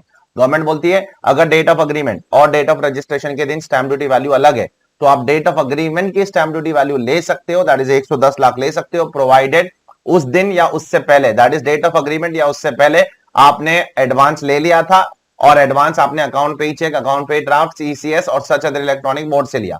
देयरफॉर डेट ऑफ अग्रीमेंट के दिन उसकी वैल्यू कितनी है, stamp duty value 110 lakh. Date of sale के दिन उसकी, डेट ऑफ रजिस्ट्रेशन के दिन उसकी वैल्यू कितनी है, 120 लाख। अब देखो क्या डेट ऑफ अग्रीमेंट या उससे पहले उसने एडवांस ले लिया था बाय 4 मोड्स, अगर ले लिया था तो फिर अग्रीमेंट वैल्यू ही स्टैम्प ड्यूटी वैल्यू मानी जाएगी। तो इसने देखो 1 सितंबर 2021 को 15 लाख रुपया रिसीव किया था as advance by NEFT which is such other mode में आ जाता है। देयरफॉर इस केस में आपका जो स्टैम्प ड्यूटी वैल्यू होगा वो होगा 110 लाख। अब स्टैम्प ड्यूटी वैल्यू 110 लाख से आपका सेल कंसिडरेशन 100 लाख है, देयरफॉर दोनों का अगर डिफरेंस देखो तो 110% से ज्यादा नहीं है, और अगर दोनों का डिफरेंस 110% से ज्यादा नहीं है, 110% से ज्यादा होना चाहिए, इट इज एक्जैक्टली 110%, 110% से ज्यादा नहीं है तो यहां पर आप सेल कंसिडरेशन क्या ले लोगे, actual sale consideration. Therefore actual sale consideration कितना हो जाएगा हरी का 100 लाख हो जाएगा। अब हरी ने ये बिल्डिंग कितने में खरीदी है, ये ऊपर लिखा गया है, देखो यहां पर कहीं पर हरी ने ये बिल्डिंग खरीदा था 50 लाख रुपए में on 12th of July 2020। Therefore उसका कॉस्ट 12 जुलाई 2020 को 50 लाख था, differential amount is 50 lakh and that 50 lakh is considered as what, as your PGBP income. तो यहां पर पूरे एमसीक्यू के अंदर कैच क्या है, कैच है सेल कंसिडरेशन निकालना।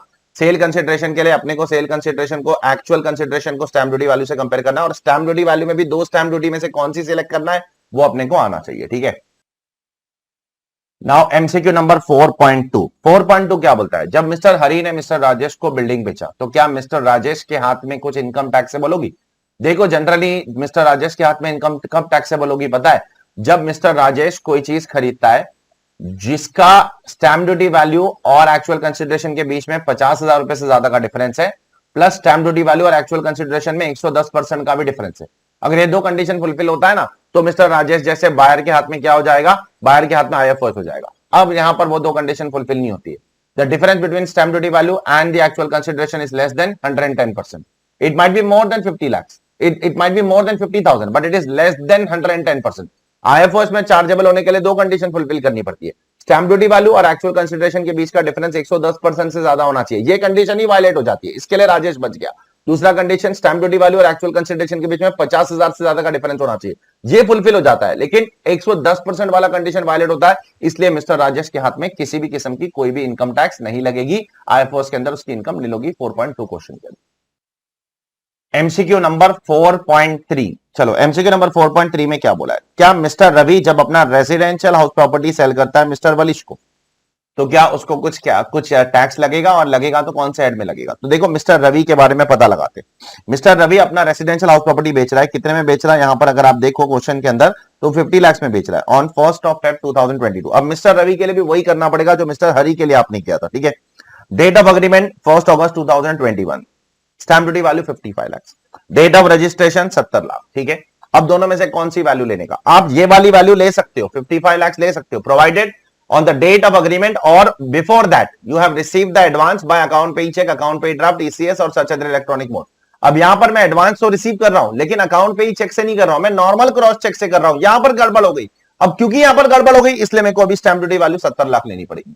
अगर ये क्रॉस चेक नहीं होता, अकाउंट पे ही चेक होता, या अकाउंट पे ही ड्राफ्ट होता, या ईसीएस होता, या सच अदर इलेक्ट्रॉनिक मोड जिसमें एनईएफटी, आरटीजीएस ये सब कुछ आता है, वो होता तो मैं बच जाता, फिर 55 लाख मेरा सेल कंसिडरेशन हो जाता। देयरफॉर यहां पर क्योंकि सबसे पहले रवि क्या कर रहा है, क्रॉस चेक से पैसा ले रहा है, फंस गया। अब डेट ऑफ रजिस्ट्रेशन के दिन जो वैल्यू है वो उसको स्टैम्प ड्यूटी वैल्यू लेनी पड़ेगी।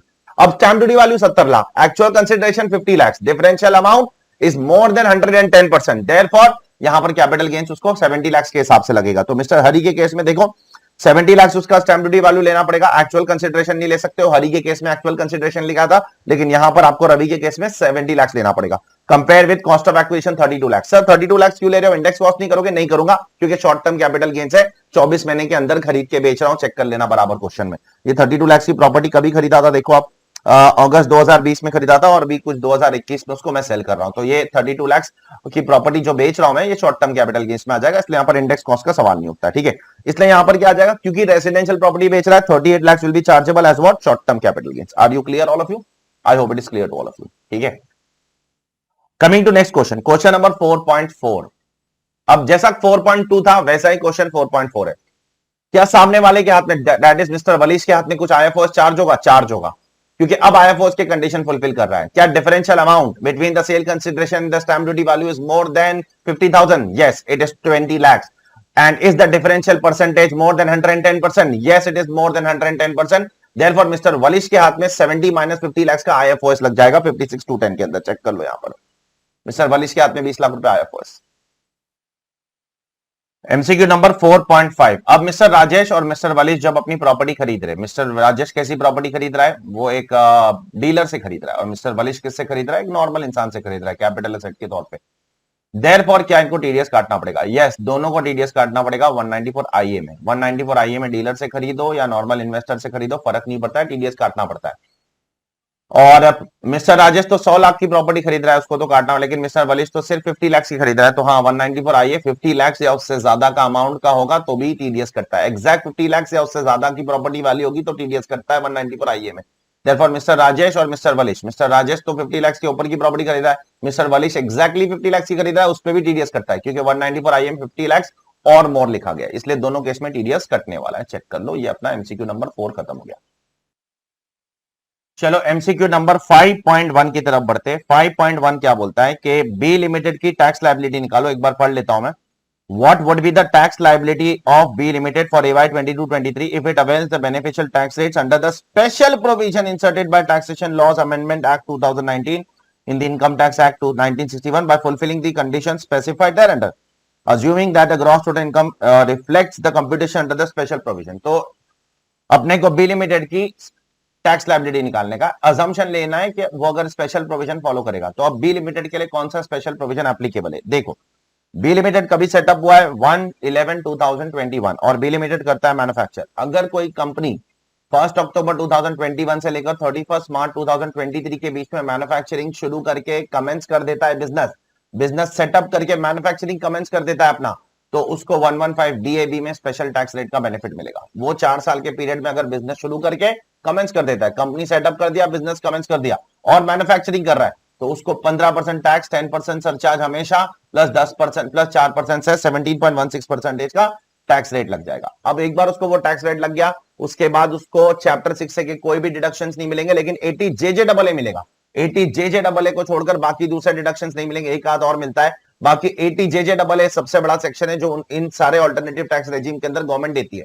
देयरफॉर इसकी टोटल इनकम कितनी है? सबसे पहले मैंने यहां पर लिख दिया एसएससी किसके लिए एलिजिबल है, 115 बीएबी, 15%, 10%, 4%, 80 जेजेडबल मिलेगा। अब 80 जेजेडबल अपने को कंप्यूट करना है। 80 जेजेडबल अगर अपने को निकालना है तो 80 जेजेडबल के लिए देखो कब मिलता है, जब आप एडिशनल एम्प्लॉयज को एम्प्लॉय करते हो।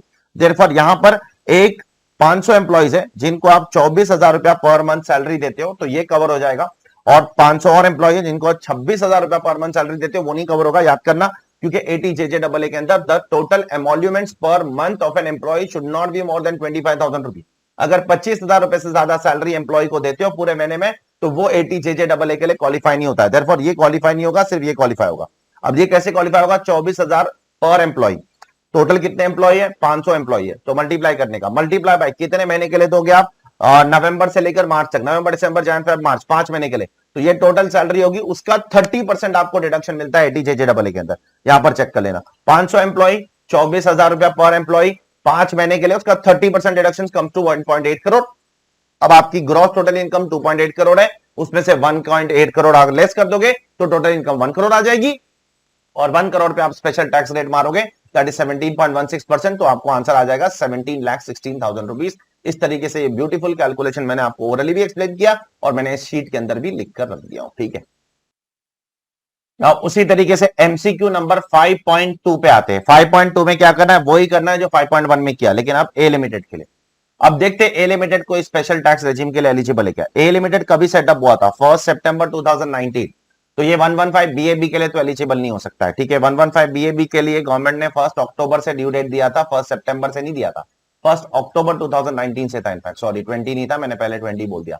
1 अक्टूबर 2019 से लेकर 31 मार्च 2023, तो यहां पर ये 115 बी ए बी के लिए एलिजिबल तो नहीं होगा, लेकिन 115 बी डबल ए के लिए एलिजिबल हो सकता है। और बी डबल ए के अंदर क्या क्या टैक्स रेट है? 22% टैक्स रेट है। बी डबल ए सबके लिए था, बी डबल ए सबके लिए था, 115 बी ए बी एक पीरियड के अंदर था।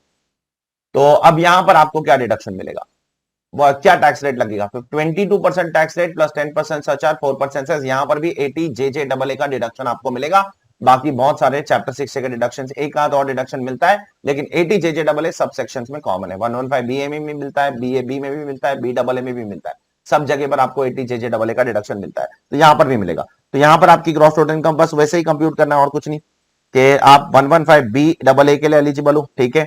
साथ साथ में 22% प्लस 10% 4%। अब एम्प्लॉइज कितने हैं? यहां पर भी दो कैटेगरी ऑफ एम्प्लॉइज है। एक को आप 25,100 सैलरी देते हो, ये नहीं कवर होगा, क्योंकि 25,000 से ज्यादा अगर एमोल्यूमेंट देते हो 80 जेजेडबल में कवर नहीं होगा, ये कवर हो जाएगा, ठीक है। अब ये कितने महीने के लिए मिलेगा? देखो ये लास्ट ईयर सेटअप हुआ है, ये चीज याद रखना है, करंट ईयर सेटअप नहीं हुआ। आप कैलकुलेशन कौन से साल का कर रहे हो? 2021 का कर रहे हो, आगे के सालों का कर रहे हो, 21-22 का कर रहे हो, इनफैक्ट 2021 का भी नहीं कर रहे हो, 21-22 का कैलकुलेशन कर रहे हो। और ये कंपनी सेटअप 1920 में हुई थी। देयरफॉर यहां पर आपको डिडक्शन कितने से, यहां पर आपने 5 महीने का बराबर लिया था, क्योंकि यहां पर कंपनी करंट ईयर में सेटअप हुई है, लेकिन यहां पर कंपनी 2 साल पहले सेटअप हो रही है। देयरफॉर ये चीज दिमाग में रखना, ठीक है। एंड देयरफॉर आपको करंट ईयर में 500 एम्प्लॉइज के लिए 24,000 पर एम्प्लॉय इंटू 12 मंथ्स का डिडक्शन मिलेगा फॉर 30%। ठीक है, तो यहां पर चेक कर लेना 500 एम्प्लॉय इंटू 24,000 इंटू 12 में ज्यादा मैं खिचड़ी नहीं कर रहा हूं, मैं कलर नहीं कर रहा हूं क्या, क्योंकि मेरे को आपके साथ ये शीट बाद में शेयर करनी है after I am done with this particular discussion. 500 employees 24,000 into 12 months into 30% will come to 4.32 crore. अब तो ग्रॉस टोटल इनकम कितनी है 4.9 करोड़, उसमें से 4.32 करोड़ लेस करोगे तो आंसर कितना आएगा 58 लाख। अब 58 लाख पे आप कैलकुलेशन करोगे तो आ जाएगा कितना 22% प्लस 10% प्लस 4%। सर 10% सरचार्ज हमेशा लगता है, हमेशा लगता है, तो आपको आंसर आ जाएगा 14,59,740 रुपीज। चेक कर लो। तो इसमें कैच पॉइंट क्या है यहाँ पर, सर आपने यहाँ पर 12 महीना क्यों लिया? 12 महीना इसलिए लिया क्योंकि कंपनी करंट ईयर में सेटअप नहीं है, 2 साल पहले सेटअप हुई है। करंट ईयर में तो आप 12 महीने के लिए एम्प्लॉय को दे रहे हो ना, तो सर फिर 2 साल बाद भी डिडक्शन मिलता है। यस, 80JJAA का डिडक्शन 3 साल तक मिलता है, क्योंकि the deduction for 80JJAA for 3 years. MCQ number 5.3। 5.3 MCQ क्या बोलता है, अगर ए लिमिटेड और बी लिमिटेड ये स्पेशल प्रोविजन ऑफ नहीं करेंगे तो क्या होगा? अगर ए लिमिटेड और बी लिमिटेड अगर ये स्पेशल प्रोविजन ऑफ नहीं करेंगे तो क्या उनकी टोटल इनकम बदल जाएगी? देखो, कुछ केस में बदलेगी, कुछ केस में नहीं बदलेगी। ए लिमिटेड के केस में नहीं बदलेगी, बी लिमिटेड के केस में बदल जाएगी। देखो बदलने का रीजन क्या है मैं बताता हूं। बिकॉज इन लोगों ने स्पेशल प्रोविजन ऑफ किया ना, तो इन लोगों को एडिशनल डेप्रिसिएशन नहीं मिलता है। लेकिन अगर अभी हम लोग ये असम्पशन करते हैं कि ये लोग स्पेशल प्रोविजन ऑफ नहीं करेंगे तो इनको एडिशनल डेप्रिसिएशन मिलेगा। ए को भी मिलेगा, बी को भी मिलेगा। लेकिन सवाल ये उठ रहा है ए को कब मिलेगा पता है? क्योंकि ए ने तो ऑलरेडी 2000 ए के केस में देखना क्या होगा, value of new plant and machinery put to use on the date of setting up of the company. मतलब ए ने 10 करोड़ की मशीनरी कभी खरीदा 1920, और बी ने 4 करोड़ की मशीनरी कब खरीदा 21-22 में। तो यहां पर एक बहुत बड़ा डिफरेंस है। ए ने 3 साल पहले खरीदा है, तो उसको 3 साल पहले एडिशनल डेप्रिसिएशन मिलना था या नहीं मिलना था वो देख लिया होगा उन्होंने। ठीक है, लेकिन बी ने तो इस साल खरीदा है ना, बी का तो करंट ईयर का एडिशनल डेप्रिसिएशन पे इंपैक्ट पड़ जाएगा। देयरफॉर ए के ऊपर कोई फर्क नहीं पड़ने वाला है करंट ईयर में, क्योंकि ए ने करंट ईयर में प्लांट एंड मशीनरी नहीं खरीदा है, लेकिन बी ने करंट ईयर में प्लांट एंड मशीनरी खरीदा है। देयरफॉर ए की इनकम सेम रहेगी 58 लाख। चेक करो यहां पर 58 लाख, बिकॉज उसका फुल डेप्रिसिएशन उसको 1920 में मिला होगा या नहीं मिला होगा, जो भी है। बी लिमिटेड के केस में उसको करंट ईयर में डेप्रिसिएशन मिलेगा अगर वो 115 बीएबी ऑफ नहीं करता है तो। देयरफॉर उसको कितना डेप्रिसिएशन मिलेगा 50% मिलेगा, क्योंकि नवंबर से बिजनेस शुरू हो रहा है। तो 50% कैसे आएगा? 4 करोड़ की प्लांट एंड मशीनरी है नहीं, उसका 20%, उसका आधा, और आधा अगले साल मिलेगा। देयरफॉर ये 40 लाख रुपए का डेप्रिसिएशन मिलेगा अगर वो नॉर्मल प्रोविजन के लिए ऑप्ट करता है, 115 बीएबी के लिए ऑप्ट नहीं करता है। देयरफॉर उसकी टोटल इनकम 1 करोड़ से घट के कितनी हो जाएगी 60 लाख रुपए। देखो, आप नॉर्मल प्रोविजन ऑफ करो या स्पेशल प्रोविजन ऑफ करो, 180JJAA में फर्क नहीं आता है, वो दोनों केस में मिलता है, लेकिन एडिशनल डेप्रिसिएशन दोनों केस में नहीं मिलता है। ठीक है, तो ये कि, और ये भी चीज दिमाग में रहना, कंफ्यूजन नीचे बाद में नीचे कमेंट नीचे अननेसेसरी मुझे। ए लिमिटेड के केस में क्यों नहीं चेंज किया आपने? क्योंकि ए लिमिटेड के केस में एडिशनल डेप्रिसिएशन करंट ईयर में नहीं मिल रहा है, 2 साल पहले मिल गया है। बी लिमिटेड के केस में करंट ईयर में मिल सकता है। ठीक है, इसलिए मैंने चेंज नहीं किया ए लिमिटेड का आंसर। एमसीक्यू नंबर 5.4, ये बेसिक क्वेश्चन है, कुछ खास नहीं है इसके अंदर। इसमें सी लिमिटेड का पेनाल्टी ढूंढना है कुछ असम्पशंस के साथ। पहला असम्पशन, ये मिस रिपोर्टिंग नहीं है, अंडर रिपोर्टिंग है। अंडर रिपोर्टिंग है मतलब 50% की पेनाल्टी लगेगी। दूसरा, ये स्पेशल प्रोविजन फॉलो नहीं करता है, नॉर्मल प्रोविजन फॉलो करता है। नॉर्मल प्रोविजन फॉलो करता है तो अपने को लास्ट टू लास्ट ईयर का टर्नओवर देखना पड़ेगा। लास्ट टू लास्ट ईयर का टर्नओवर अगर 400 करोड़ से ज्यादा है तो करंट ईयर का tax rate 25%, otherwise current year का टैक्स रेट 30%। ठीक है, देयरफॉर यहां पर देखते हैं सी लिमिटेड के केस में लास्ट टू लास्ट ईयर का टर्नओवर मतलब 1920 का टर्नओवर कितना है 499 करोड़। 21-22 करंट ईयर है, 2021 लास्ट ईयर है, और 1920 उसका लास्ट ईयर है। तो अपने को 1920 का डेटा देखने का है। 1920 का 499 करोड़ है, मतलब उसको 30% टैक्स लगेगा। बहुत सिंपल है। अभी अब क्या करना है, income assessed minus income processed, 4 crore रुपए अंडर रिपोर्टिंग इनकम, उसके हिसाब से आपको टैक्स निकालना है। और क्या, देयरफॉर ये बहुत ही बेसिक सा क्वेश्चन है यार। देयरफॉर कैसे टैक्स निकालते हो? Tax on under reporting income plus process income, that is tax on 20 crore minus tax on what, tax on 16 crore. तो सबसे पहले आप 20 करोड़ पे जब टैक्स निकालोगे तो कैसे निकालोगे? इस पे कितना टैक्स आएगा बेटा? इस पे टैक्स आएगा आपको 20 करोड़ पे कितना टैक्स आएगा 30% tax plus 12% surcharge plus 4% cess. और 16 करोड़ पे कितना टैक्स आएगा? 16 करोड़ पे वही टैक्स आएगा 30% tax plus 12% surcharge plus 4% cess. Differential amount इतना आ जाएगा, और ये डिफरेंशियल अमाउंट के ऊपर आप क्या करोगे, आप 50% पेनाल्टी मारोगे तो आंसर इतना आ जाएगा। और बहुत सिंपल क्वेश्चन है यार, इसमें कुछ खास नहीं है, ये एक बेसिक सा पेनाल्टी का क्वेश्चन। ठीक है, सिमिलरली लास्ट क्वेश्चन के अंदर क्या बोला है कि डी की पेनाल्टी निकालो और अज्यूम करो आप मिस रिपोर्टिंग है। मिस रिपोर्टिंग है मतलब 200% पेनाल्टी है। सी के केस में अज्यूम क्या करने बोला था, अंडर रिपोर्टिंग है, मिस रिपोर्टिंग है, या मिस रिपोर्टिंग है तो 200% पेनल्टी। अब डी के केस में भी आपको पिछले के पिछले साल का टर्नओवर देखना पड़ेगा। तो बी के केस में पिछले के पिछले साल का टर्नओवर 400 करोड़ से कम है, 400 करोड़ से कम है तो 25% टैक्स लगेगा। ठीक है, अब अंडर रिपोर्टिंग, मिस रिपोर्टिंग, ये सब इनकम ढूंढनी पड़ेगी। 22 lakh minus 22 crore minus 20 crore, differential amount is under reported income. तो फिर से वही वही कैलकुलेशन करना है, कोई खास नहीं है। तो डायरेक्टली 2 करोड़ पे भी टैक्स निकालूंगा तो भी आएगा, आ जाएगा, कोई टेंशन नहीं है। ठीक है, क्योंकि दोनों सेम सरचार्ज ब्रैकेट में आते। अगर ये सुन लो, ये अमाउंट और ये अमाउंट सेम सरचार्ज ब्रैकेट में आते तो डायरेक्ट निकालो, चलेगा, आंसर सही आएगा। हाँ, अगर ये 10 करोड़ से कम है, ये 10 करोड़ से ज्यादा है, या वाइस वर्सा, तो फिर आप डायरेक्टली कैलकुलेशन करके टैक्स नहीं निकाल सकते हो। ये मैंने आपको क्लास में भी बोला है। यहां पर डायरेक्टली 2 करोड़ पे टैक्स निकालो, कोई दिक्कत नहीं। 2 करोड़ पे टैक्स कितना आ जाएगा, 25% टैक्स, 12% सरचार्ज, 4% सेस। 12% सरचार्ज का, क्योंकि ओवरऑल इनकम 10 करोड़ से ज्यादा है। ठीक है, या तो आप इंडिविजुअली करो यार, ऐसे करो, आपकी मर्जी, जैसे आपको ठीक लगता है। ठीक है, और ये सब करने के बाद आपको आ जाएगा टैक्स कितने का, 58,24,000 ये टैक्स आ जाएगा। मल्टीप्लाई बाय कितना, 200%, 1,16,48,000 रुपीज की आपकी पेनाल्टी हो जाएगी। चेक कर लो यहां पर। ठीक है, एमसीक्यू नंबर 6.1। 6.1 एमसीक्यू के पहले ये दो चीज दिमाग में रखना, ये एक बिजनेस ट्रस्ट के ऊपर एक क्वेश्चन है, और इस बिजनेस ट्रस्ट के अंदर टोटल 5,000 यूनिट्स है। उसमें से मिस्टर एक्स 2% होल्ड कर रहा है, क्योंकि वो सिर्फ 100 यूनिट्स होल्ड करता है, तो 100 डिवाइड बाय 5,000 कम्स टू 2%। और मिस्टर वाई जो नॉन रेसिडेंट है, वो 500 यूनिट्स होल्ड करता है, तो उसका आ जाएगा 10% होल्डिंग। तो मिस्टर एक्स का बिजनेस ट्रस्ट के अंदर 2% होल्डिंग है, और मिस्टर वाई का बिजनेस ट्रस्ट के अंदर 10% होल्डिंग है। ये दो चीज पहले दिमाग में रखना। अब यहां पर अपने पहले क्वेश्चन के अंदर अपने को आने का है, जेड लिमिटेड एक कंपनी है जो एक एसपीवी है, एसपीवी, वहां से बिजनेस ट्रस्ट को इंटरेस्ट आता है, और वो इंटरेस्ट बिजनेस ट्रस्ट अपने इन्वेस्टर को पास ऑन करता है।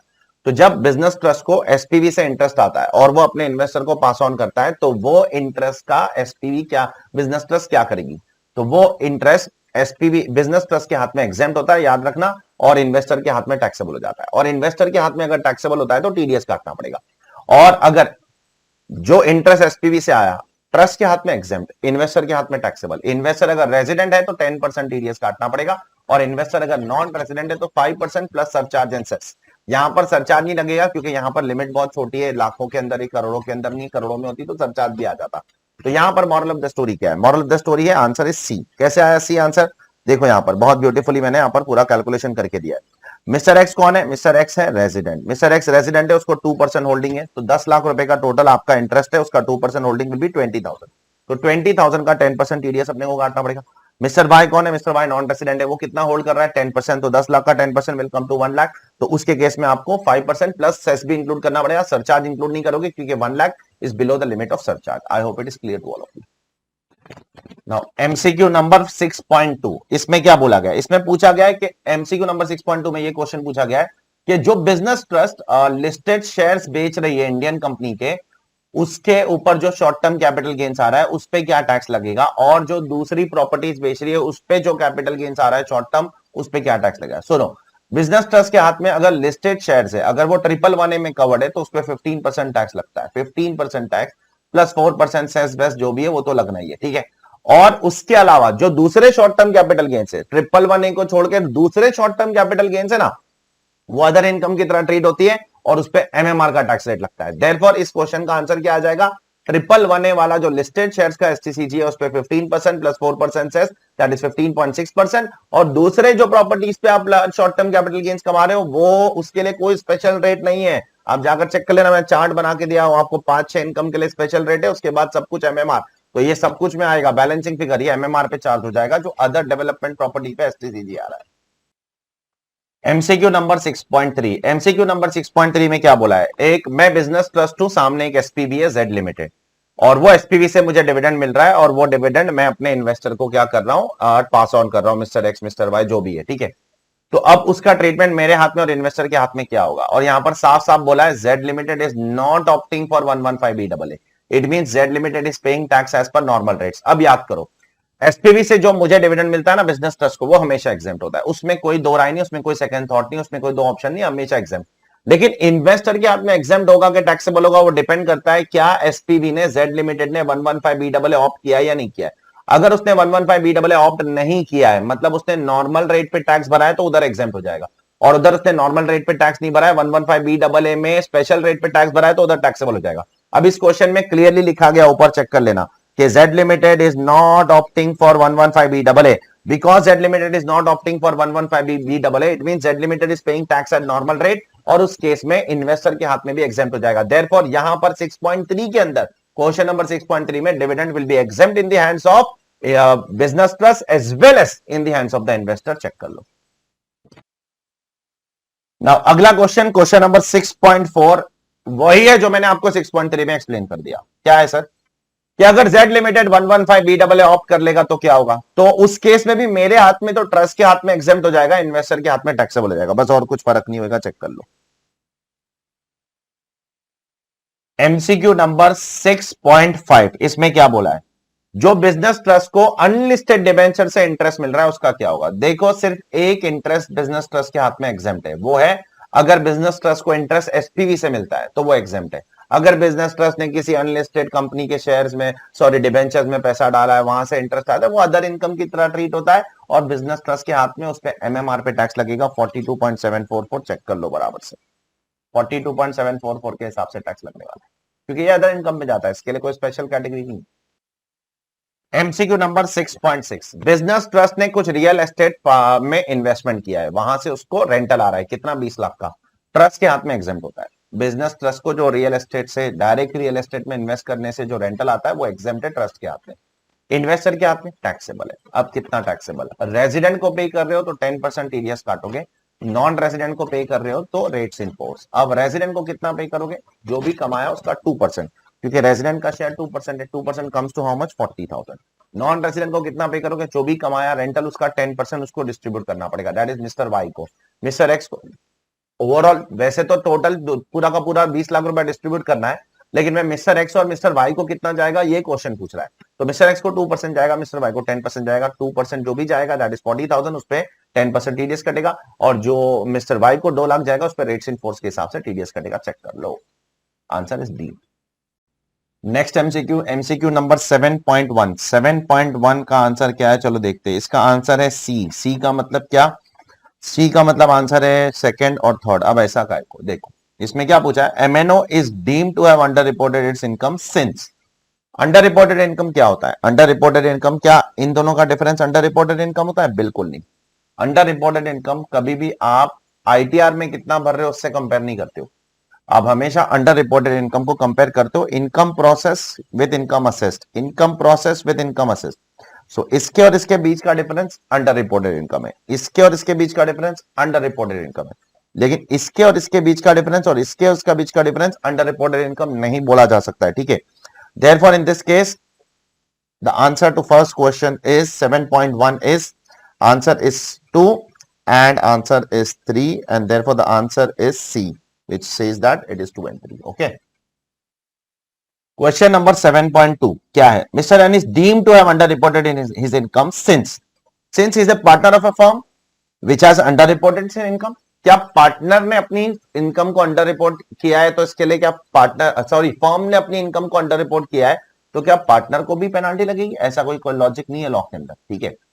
तो मिस्टर एन को पेनाल्टी लगाने का लॉजिक क्या है. मिस्टर एन को पेनाल्टी लगाने का लॉजिक ये है कि उसने यहां पर देखो आईटीआर नहीं भरा है और उसकी इनकम बेसिक एग्जेम्पशन लिमिट से ज्यादा है. तो अगर उसने आईटीआर नहीं भरा है और बेसिक एग्जेम्पशन लिमिट से ज्यादा कमाता है तो उसको लग जाएगा पेनाल्टी. तो उसका आंसर है 2. इसका आंसर है 2 and 3 and therefore the answer to this question is 7.2. तो फर्म ने पेनाल्टी लग रहा है तो पार्टनर पे लगेगा, ऐसा कोई लॉजिक नहीं है. ठीक है. क्वेश्चन नंबर 7.3 में कुछ नहीं, एमएनओ की पेनाल्टी ढूंढना है और कुछ नहीं. और बोला है कि पेनाल्टी ढूंढते समय आप उसको मिस रिपोर्टिंग मत समझो, उसको अंडर रिपोर्टिंग समझो. तो चलो एमएनओ की पेनाल्टी ढूंढने के लिए अपने को क्या करना पड़ेगा, एमएनओ की असेस्ड इनकम देखना पड़ेगा. Assessed income 65 lakh, processed income 50 lakh. MNO एक फर्म है, फर्म का टैक्स रेट 30%. ठीक है. तो 65 लाख माइनस 50 लाख क्या हो जाएगा, उसका 15 लाख रुपए का अंडर रिपोर्टेड इनकम यहां पर आपको दिख रहा है. ठीक है. एक बार वो दिख गया अंडर रिपोर्टेड इनकम, उससे टैक्स निकालना है. टैक्स कैसे निकालोगे, tax on under reported income plus process minus tax on processed income. इसमें आप डायरेक्टली क्या 15 लाख पे टैक्स निकाल सकते हो क्योंकि यहां का सरचार्ज रेट और यहां का 65 लाख पे जो सरचार्ज लगेगा और 50 लाख पे जो सरचार्ज लगेगा दोनों सेम होता है. तो डायरेक्ट 15 लाख पे भी आप निकाल सकते हो फॉर ईज ऑफ कैलकुलेशन. तो उस पर टैक्स आ जाएगा 31.2%, 4,68,000 उस पर 50% पेनाल्टी आ जाएगी. 4,68,000 की 50%, 2,34,000 रुपीज. ठीक है. आई hope it is clear. It's a very simple question. Now MCQ number 7.4, इसमें क्या करना है, इसमें फिर से अपने को एमएनओ की पेनाल्टी निकालना है, लेकिन अब मिस रिपोर्टिंग समझ के निकालो। क्या समझ के निकालो? Miss reporting. और अब रीअसेसमेंट के टाइम पे पेनाल्टी निकालना। पहले अपन ने क्वेश्चन नंबर 7.3 में हमने असेसमेंट के टाइम पे पेनाल्टी निकाला था, अब रीअसेसमेंट के टाइम पे तो बहुत सिंपल है। रीअसेसमेंट के टाइम पे आपको क्या कंपेयर करना होता है? Income previously assessed compare with income reassessed. तो दोनों में डिफरेंस कितना है? 20 लाख। 20 लाख रुपीस का आपको क्या आ जाएगा? अंडर रिपोर्टेड इनकम आ जाएगा। और अंडर रिपोर्टेड इनकम को आप क्या करोगे? आप tax on under reported income plus tax on income previously process.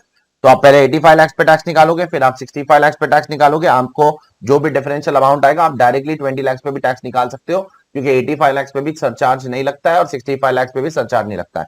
तो डायरेक्टली टैक्स निकालोगे, उस पर 200% पेनाल्टी मार दोगे, तो आंसर आ जाएगा 12,48,000 rupees. This is a very very simple question. इसके अंदर चारों एमसीक्यूज बहुत ज्यादा सिंपल लेवल के थे। क्वेश्चन नंबर 8 की तरफ बढ़ते हैं। 8.1 एमसीक्यू। और क्वेश्चन नंबर 8 किस पे डिपेंडेंट है? It is dependent on investment fund and its unit holders, that is AIF 1 AIF 2 जो है ना, कैटेगरी 1 कैटेगरी 2 AIF, और उसके इन्वेस्टर्स के हाथ में कैसे टैक्सेबिलिटी होती है, पास टू स्टेटस का कॉन्सेप्ट है। तो AIF के हाथ में पीजीबीपी इनकम टैक्सेबल होती है और बाकी सारी इनकम इन्वेस्टर के हाथ में टैक्सेबल होती है। ठीक है, पीजीबीपी इनकम AIF के हाथ में, बाकी सारी इनकम इन्वेस्टर के हाथ में। तो यहां पर दो AIF का डिटेल दिया है। AIF 1, question number 8.1, with respect to investment fund 1, investment fund 1 के लिए आंसर क्या आएगा? आंसर विल बी कि 14 लाख रुपया इन्वेस्टमेंट फंड के हाथ में टैक्सेबल होगा और 80,000 रुपए ईच यूनिट होल्डर के हाथ में टैक्सेबल होगा। अब ये आंसर कैसे आया? 14 लाख रुपया क्या है? Business income. ये पूरा का पूरा फंड के हाथ में टैक्सेबल होगा। और ये 21 लाख और 7 लाख क्या है? अदर इनकम से, like capital gains and IFOs। 28 lakh investor के हाथ में टैक्सेबल होगा। और इन्वेस्टर टोटल कितने? Total 35 investor. तो नीचे देखो मैंने कैलकुलेशन डाल दिया है। Other income taxable in the hands of investor 28 lakh other income investor के हाथ में टैक्सेबल होगा, फंड के हाथ में एग्जेम्प्ट होगा, divide by 35 unit holder will come to 80,000 rupees per unit holder. ठीक है, तो 14 लाख रुपया पूरी की पूरी फंड के हाथ में टैक्सेबल होगा और 80,000 पर यूनिट होल्डर के हाथ में टैक्सेबल हो जाएगा। चेक कर लो बराबर से। क्वेश्चन नंबर 8.2 क्या बोलता है? इन्वेस्टमेंट फंड के हाथ में एप्लीकेबल टैक्स रेट क्या होगा? अब सबसे पहले पता लगाओ इन्वेस्टमेंट फंड के हाथ में कौन सी इनकम टैक्सेबल है। सिर्फ पीजीबीपी इनकम टैक्सेबल है, ठीक है, बाकी कोई इनकम तो उसके हाथ में टैक्सेबल नहीं है।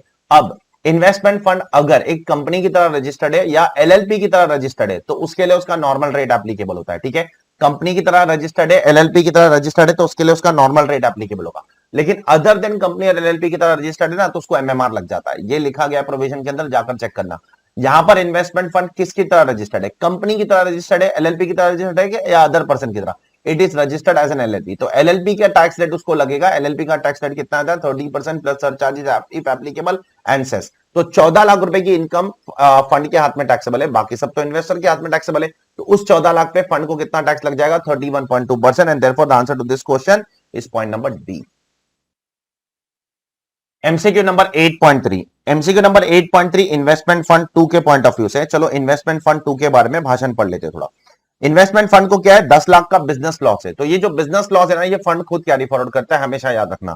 और जो दूसरे लॉसेस है ना, वो इन्वेस्टर कैरी फॉरवर्ड कर सकता है if the units are held for more than 12 months. तो यहां पर क्वेश्चन में कहीं तो दिया है, देखो देखो, units are held for more than 12 month. If the units are held for more than 12 months ना, तो अदर लॉसेस जो है ना, बिजनेस लॉस तो हमेशा फंड ही कैरी फॉरवर्ड करेगा और सेट ऑफ करेगा। लेकिन अदर लॉसेस है ना, यूनिट होल्डर कैरी फॉरवर्ड कर सकता है if the units are held for more than 12 months. तो यहां पर units are held for more than 12 months. Therefore यहां पर क्या होगा? ये जो 10 लाख का लॉस है, ये बिजनेस लॉस फंड ही कैरी फॉरवर्ड करेगा, क्योंकि वो इनकम भी फंड के हाथ में टैक्सेबल है, तो लॉस भी उसी को कैरी फॉरवर्ड करने देना चाहिए। अदर इनकम, अदर लॉसेस का क्या हो जाएगा? ये जो 20 लाख का लॉस है ना, वो यूनिट होल्डर्स कैरी फॉरवर्ड करेंगे। अब ये कितने यूनिट होल्डर कैरी फॉरवर्ड करेंगे? जितने भी यूनिट होल्डर है। कितने यूनिट होल्डर है? 50 यूनिट होल्डर है फंड नंबर 2 के अंदर। फंड नंबर 1 के अंदर 35 यूनिट होल्डर थे, फंड नंबर 2 के अंदर 50 यूनिट होल्डर है। तो ये 20 लाख 50 यूनिट होल्डर में बढ़ जाएगा, ठीक है, प्रोपोर्शनेटली। तो इसीलिए इसका आंसर कितना आ जाएगा? 20 lakh divided by 50 unit holder will give you 40,000 का लॉस। ठीक है, यहां पर देख सकते हो आप। देयरफॉर बिजनेस लॉस कितना कैरी फॉरवर्ड करेंगे? पूरा का पूरा 4 लाख रुपया। एक सेकेंड, ये क्योंकि ये इसके साथ सेट ऑफ हो जाएगा। 10 लाख में से 4 लाख सेट ऑफ हो जाएगा। 6 लाख का इनकम है, 4 लाख का लॉस है, ये सेट ऑफ हो जाएगा। देयरफॉर बिजनेस लॉस कितना सेट ऑफ करेगा, कैरी फॉरवर्ड करेगा? फंड 4 लाख। और ये जो लॉस है, ये कौन कैरी फॉरवर्ड करेगा? Unit holder divided by 50 units. ठीक है, क्वेश्चन नंबर 8.4, इसमें क्या बोला गया है कि अगर 2022-23 दैट इज नेक्स्ट ईयर में अगर इन्वेस्टमेंट फंड की इनकम, बिजनेस इनकम 15 लाख है, कितनी? बिजनेस इनकम 15 लाख और long term capital gains 25 lakh है, तो फिर उसकी टोटल इनकम कितनी होगी? देखो, बिजनेस इनकम उसके हाथ में टैक्सेबल है। देखो लॉन्ग टर्म कैपिटल गेन्स तो वैसे भी इन्वेस्टर के हाथ में टैक्सेबल होता है, वो फंड के हाथ में, लॉन्ग टर्म कैपिटल गेन्स को छोड़ो, फंड के हाथ में सिर्फ बिजनेस इनकम टैक्सेबल होता है। तो 15 लाख रुपए की उसकी बिजनेस इनकम करंट ईयर की है, और पिछले साल का 4 लाख रुपए का लॉस है जो कैरी फॉरवर्ड करेगा, तो वो लॉस कैरी फॉरवर्ड करके करंट ईयर की बीजीपीपी इनकम से सेट ऑफ कर देगा। देयरफॉर करंट ईयर की बीजीपीपी इनकम की उसकी टोटल इनकम कितनी हो जाएगी? 11 लाख रुपए। It is as simple as this. Okay, Now question number 9.1 is purely on time limits. Time limits अगर आपने ढंग से पढ़ के नहीं गया तो ये क्वेश्चन में बहुत दिक्कत आने वाली है। तो क्वेश्चन नंबर 9.1 बोलता है कि मिस्टर राम और मिस्टर श्याम, जिसके ऊपर एओ ने 18-19 असेसमेंट ईयर का 147 असेसमेंट खोल दिया है, तो उसका असेसमेंट वो कब तक कंप्लीट कर सकता है? तो 147 असेसमेंट कंप्लीट करने का टाइम लिमिट क्या होता है? सबसे पहले मैं उसका सेक्शन बता देता हूं। 147 खत्म करने का time limit is given in section 153 sub section 2, और वो टाइम लिमिट है 12 months from the end of the financial year in which the notice under 148 was served to the assessee. जब 148 की नोटिस असेसी को सर्व की गई थी, उस साल के एंड से 12 महीने के अंदर असेसमेंट कंप्लीट हो जाना चाहिए। तो मिस्टर राम को नोटिस कभी सर्व हुई थी? मिस्टर राम को नोटिस सर्व हुई थी, ऊपर जाकर देख लेना, 20 मार्च 2020। तो इस साल के एंड से 12 महीना कब खत्म होगा? 31 मार्च 2021। तो राम का डेट है 31 मार्च 2021। शाम को नोटिस कब सर्व हुई है? 9th of April 2020। तो 2021 के एंड से 12 महीना कभी खत्म होगा? 2021 के एंड से 12 महीना मतलब 31 मार्च 2022 तक। देखो शाम के केस में इट इज 31 मार्च 2022। तो पूरा खेल किस पर है? 153 सबसेक्शन 2 के ऊपर है, जो टाइम लिमिट के बारे में आपको बताता है। क्वेश्चन नंबर 9.2 नाउ यहां पर पूछ रहा है कि 143 का असेसमेंट AY 1920 का कब तक हो जाएगा? ठीक है, तो देखो AY 1920 में टाइम लिमिट अलग था, ये चीज दिमाग में रखना। अभी क्या टाइम लिमिट है? 9 months from the end of relevant AY। वो इसी साल अमेंडमेंट आया, मैंने आपको बोला था। अभी 9 मंथ्स हो गया, पहले 12 मंथ्स था। तो पहले 12 months from the end of relevant AY। तो रेलेवेंट AY क्या है? 1920। वहां से 12 मंथ्स कब खत्म होगा? 1920 से 12 मंथ्स आपको काउंट करना पड़ेगा from the end of relevant AY। तो वहां से 12 मंथ्स कब खत्म होता है? 31 मार्च 2022। सॉरी 31 मार्च 22 नहीं 21। मिस्टर राम के लिए 31 मार्च 2021। ठीक है, AY 1920 वहां से 12 मंथ्स कब खत्म होगा? 31 मार्च 2021। लेकिन मिस्टर श्याम के लिए ना 12 मंथ्स नहीं रहेगा, 24 मंथ्स रहेगा। काई को सर? क्योंकि मिस्टर श्याम का केस ट्रांसफर प्राइसिंग में जाता है। चेक करो ऊपर, मिस्टर श्याम इंटरनेशनल ट्रांजेक्शन करता है। चेक करो, mister Shyam also exports food grain to south east Asian country directly as well as blah blah blah. और उसके केस में देखो reference has been made to TPO. तो अगर आपके केस में ट्रांसफर प्राइसिंग एप्लीकेबल है और आपका केस टीपीओ के पास जा रहा है, तो आपको 12 महीना एक्स्ट्रा मिलता है टू कंप्लीट असेसमेंट। याद करो, तो मिस्टर श्याम के लिए वही चीज एक साल ज्यादा हो जाएगी। तो इसका 31 मार्च 2021 है, तो इसका 31 मार्च 2022 हो जाएगा। ये चीज याद रखना। 12 महीना एक्स्ट्रा कब मिलता है? क्या सिर्फ ट्रांसफर प्राइसिंग वाले एसएससीज को, सारे ट्रांसफर प्राइसिंग वाले एसएससीज को 12 महीना एक्स्ट्रा मिल जाएगा? बिल्कुल नहीं, सिर्फ उन्हीं ट्रांसफर प्राइसिंग वाले एसएससीज को 12 महीना एक्स्ट्रा मिलेगा जिसके केस में मैटर टीपीओ में जाता है। सर ऐसा किधर लिखा है 12 महीना एक्स्ट्रा मिलता है? It is return in section 153 subsection 4। वहां लिखा गया है आपका मैटर टीपीओ के पास जाना चाहिए तो आपको 12 महीना एक्स्ट्रा मिलता है। तो मिस्टर श्याम के लिए नॉर्मल 12 मंथ्स, और मिस्टर राम के लिए नॉर्मल 12 मंथ्स, और मिस्टर श्याम जी के लिए कितना हो जाएगा? मिस्टर श्याम जी के लिए हो जाएगा 12 plus 12, that is 24 months, which comes to 31st March 2022. Question number 9.3 9.3 बोलता है मिस्टर राम का अगर असेसमेंट कंप्लीट करना है, सिर्फ राम का, यहां पर दो लोग नहीं है, सिर्फ राम जी है, सिर्फ मिस्टर राम का 2021 का असेसमेंट और 21-22 का असेसमेंट कब तक कंप्लीट हो जाएगा? नॉर्मल केस है, राम के केस में ट्रांसफर प्राइसिंग भी एप्लीकेबल नहीं है। तो मिस्टर राम का जो 2021 का असेसमेंट है ना, उसका टाइम लिमिट 12 महीना था। लेकिन 21-22 से आप सभी को पता है फाइनेंस एक्ट 2021 अमेंडमेंट है कि 21-22 से टाइम लिमिट कितना हो गया? 9 मंथ्स। तो जो 2021 का टाइम लिमिट है that is 12 months from the end of the relevant AY, that is 2021 से 12 महीना कब खत्म होगा? 31 मार्च 2022। और 21-22 से 9 मंथ्स आ जाएगा, तो वो 9 मंथ्स कब खत्म होगा? 31 दिसंबर 2022। क्योंकि 21-22 से टाइम लिमिट गिर के 9 मंथ्स हो चुका है। अब क्वेश्चन नंबर 9.4 एमसीक्यू नंबर 9.4, यहां पर क्या बोला है? मिस्टर राम और मिस्टर श्याम दोनों को बिजनेस लॉस हो रहा है, तो क्या वो लोग अपना बिजनेस लॉस कैरी फॉरवर्ड कर पाएंगे कि नहीं कर पाएंगे? देखो बिजनेस लॉस कैरी फॉरवर्ड करने का रूल क्या है? अगर आपको बिजनेस लॉस होता है वो आपको कैरी फॉरवर्ड करना है, या आपको कैपिटल गेन में लॉस होता है वो कैरी फॉरवर्ड करना है, तो आपको रिटर्न समय पे भरना पड़ेगा। लेट रिटर्न भर के आप नहीं कैरी फॉरवर्ड कर सकते हो।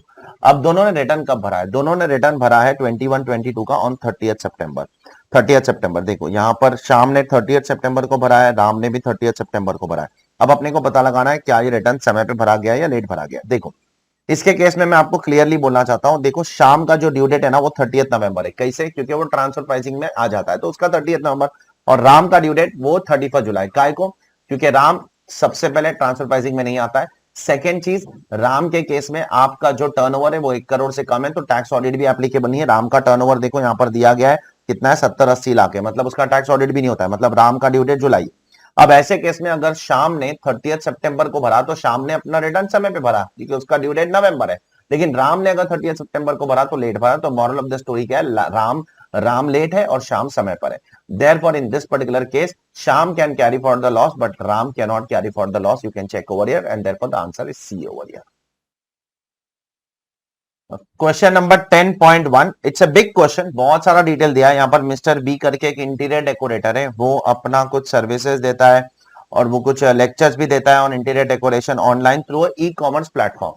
तो वो ई कॉमर्स प्लेटफॉर्म वाला क्या उसका टीडीएस काटेगा? यहाँ पर ये सब भाषण दिया गया, ठीक है, तो बहुत ज्यादा ध्यान से सुनना ये सारी चीजें। तो सबसे पहला क्वेश्चन, ठीक है, इज इंडिको एकेडमी रिक्वायर्ड? ये कौन है? ये ई कॉमर्स ऑपरेटर है, जैसे अमेजोन होता है वैसे। Required to deduct tax at source on the amount received और receivable by mister B? Yes, mister B एक सेलर है जो उसके थ्रू सामान बेच रहा है, ठीक है। तो जब इंडिको उसको पेमेंट करेगा या क्रेडिट करेगा उसको टीडीएस काटना पड़ेगा 1%। लेकिन यहाँ पर 1% नहीं काटना पड़ेगा, यहाँ पे 5%, क्योंकि सामने वाला बंदा पैन और आधार नहीं दे रहा है। अगर सामने वाला बंदा पैन और आधार देगा तो 1% है, नहीं देगा तो 5% के हिसाब से टीडीएस काटना पड़ता है। प्लस अगर मैं डायरेक्टली भी बेचता हूं ना कस्टमर को, सपोज यहां पर ई कॉमर्स ऑपरेटर है, यहां पर ई कॉमर्स सेलर है, यहां पर कस्टमर है, तो मैं क्या करता हूं? जनरली तो मैं इसके थ्रू सेल करता हूं, लेकिन अगर मैं उससे डायरेक्टली भी पेमेंट रिसीव करता हूं ना कस्टमर से, तो उसके ऊपर भी ई कॉमर्स ऑपरेटर को टीडीएस काटना पड़ता है। देयरफॉर ये वाला तो मैंने ई कॉमर्स ऑपरेटर के थ्रू सामान बेचा, इस पे टीडीएस काटना पड़ेगा। इसके भी इसके थ्रू सामान बेचा या सर्विस दिया, ये इसके थ्रू सामान बेचा, लेकिन ये 20,000 मैंने डायरेक्टली स्टूडेंट से लिया, उस पर भी टीडीएस कटता है, ये चीज दिमाग में रखना। तो ये चारों के ऊपर कितना टीडीएस कटेगा? 2 lakh plus 1.5 lakh plus 1.4 lakh plus 20,000 which comes to 5,10,000 rupees. ये चारों का टोटल मिलाकर इस पे 5% टीडीएस कटने वाला है। चेक करो क्योंकि यहां पर पैन और आधार नहीं दिया गया है। Question number 10.2, is mister N required to deduct tax at source under 194J? If so what is the amount of tax to be deducted? अब देखो मिस्टर एन को क्या टीडीएस काटना है। मिस्टर एन कुछ सर्विसेज ले रहा है यार किसी से, किससे ले रहा है जरा चेक करते हैं, इंटीरियर डेकोरेटर से, ठीक है। इंटीरियर डेकोरेटर से सर्विस ले रहा है। मिस्टर एन एक इंडिविजुअल है और उसका लास्ट ईयर का टर्नओवर 1 करोड़ से ज्यादा है, 1.2 करोड़ है, तो उसको टीडीएस काटना पड़ेगा। लेकिन कौन से केस में? 194J इंडिविजुअल के लिए कब एप्लीकेबल है? अगर लास्ट ईयर का टर्नओवर 1 करोड़ से ज्यादा है तो एप्लीकेबल है। प्लस अगर आप बिजनेस पर्पस के लिए अगर 194J की सर्विस लेते हो तो टीडीएस एप्लीकेबल है। पर्सनल पर्पस के लेते हो तो टीडीएस एप्लीकेबल नहीं है। 194C भी एप्लीकेबल नहीं होता है, 194J भी एप्लीकेबल नहीं होता है अगर पर्सनल पर्पस के लिए लेते हो तो। उसके लिए फिर 194M में जाकर वो 50 लाख का थ्रेशोल्ड का लिमिट क्रॉस करना पड़ेगा, तब जाकर आपका टीडीएस आएगा। देयरफॉर यहां पर मिस्टर एन ने 2 सर्विस लिया है, एक ऑफिस प्रीमाइसेस के लिए 40,000 पे किया है तो उसको उस पर टीडीएस काटना पड़ेगा 10%। दूसरा रेसिडेंशियल प्रीमाइसेस के लिए 60,000 पे किया, उस पर टीडीएस काटने की जरूरत नहीं है। देयरफॉर यहां पर टीडीएस सिर्फ 40,000 पे कटेगा 10%, and therefore that will come to how much? That will come to 4,000 rupees. अब देखो नेक्स्ट क्वेश्चन का आंसर मैंने पिछले क्वेश्चन में ही दे दिया। MCQ number 10.3, is mister N required to deduct tax at source under 194M? If so what is the amount of tax? नहीं, कोई काटने की जरूरत नहीं। क्यों? 194M कब एप्लीकेबल होता है पता है? जब 194C, 194J, 194H एप्लीकेबल नहीं होगा तो 194M एप्लीकेबल होता है।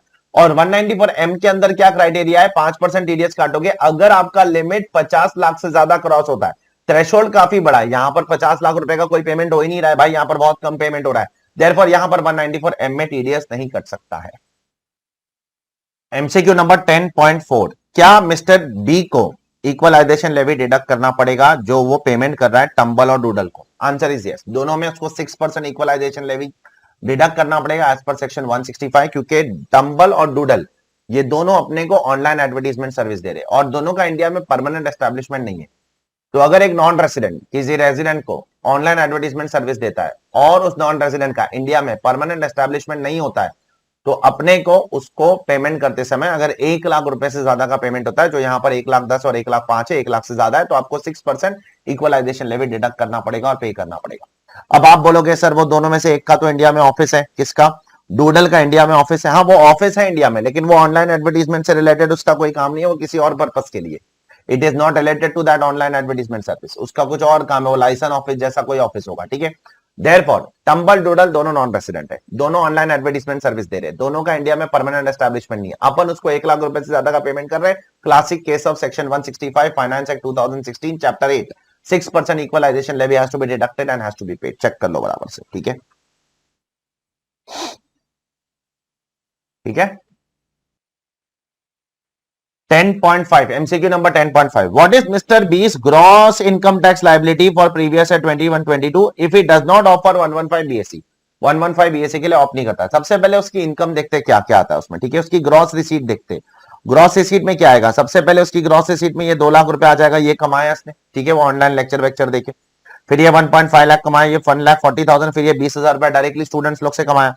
उसके बाद इसने 40 लाख रुपए ये क्लाइंट से कमाया, ठीक है, एन से कमाया, बराबर, एन से भी तो कमाया ना 40 लाख रुपए। उसके बाद उसने ये 4 लाख रुपए एक फॉरेन क्लाइंट से कमाया, 3.5 लाख नेट इनकम है, लेकिन ग्रॉस इनकम 4 लाख है, क्योंकि 3.5 lakh is net of TDS, तो ग्रॉस 4 लाख आ जाए। ये सबका अगर मैं टोटल कमाऊंगा तो ये इसकी ग्रॉस रिसीट है। 2 lakh, 1.5, 1.4, 20, 4, 40 and 4 lakh. This will come to 49,10,000। Now what is the activity of mister B. Mister B क्या रेजिडेंट है? हाँ रेजिडेंट है, वो इंडिया का ही है, ठीक है। अभी वो क्योंकि वो इंडिया का ही है ऑब्वियसली। एक्चुअली ऐसा क्लियरली कहीं लिखा नहीं है, बट वो अजम्पशन लेना पड़ेगा वो इंडिया का, और कुछ नहीं, ठीक है।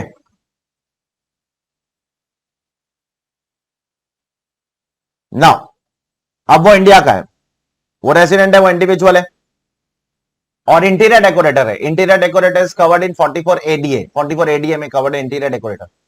तो 44 एडीए में उसको 50 लाख के नीचे ग्रॉस रिसीट है, इंडिविजुअल भी है, रेजिडेंट भी है, तो 50% का डायरेक्टली उसको डीम्ड इनकम माना जाएगा।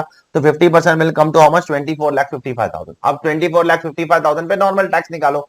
10 लाख तक 1,12,500 और बैलेंसिंग अमाउंट के ऊपर 30% टैक्स प्लस उस पर 4% सेस मारोगे तो 570,960 तुम्हारा आंसर आ जाएगा, ठीक है। चेक कर लो बराबर से। यहां पर आपके 10 केस सिनेरियो एमसीक्यू सॉल्व हो जाते हैं, लगभग इसमें 45 से 50 एमसीक्यूज थे जो मैंने आपको डिस्कस कर दिया। इसी तरीके से मल्टीपल पार्ट्स में डालूंगा, मैं एक ही पार्ट में पूरा का पूरा नहीं डाल पाऊंगा, मेरा गला सूख जाएगा, मैं मर जाऊंगा, ठीक है। तो मैं अभी फिलहाल ये रोक रहा हूं, मैं 3 और पार्ट लेकर आऊंगा जल्द से जल्द। 1 हफ्ते के अंदर सारे के सारे पार्ट्स लाने की कोशिश करूंगा, मैं पूरी ताकत लगा दूंगा। एक्चुअली आजकल रमजान भी चल रहा है तो थोड़ा सा मुझे दिक्कत हो रही है, रोजा भी रख रहा हूं मैं, तो मेरा गला सूख रहा है, इसलिए मैं पूरा पूरा दिन लेक्चर नहीं ले पा रहा हूँ, ये इशू है। बाकी मैं पूरी कोशिश करूंगा कि जल्द से जल्द आप लोगों को ये सारा का सारा चीज दे दूं, ठीक है। नाउ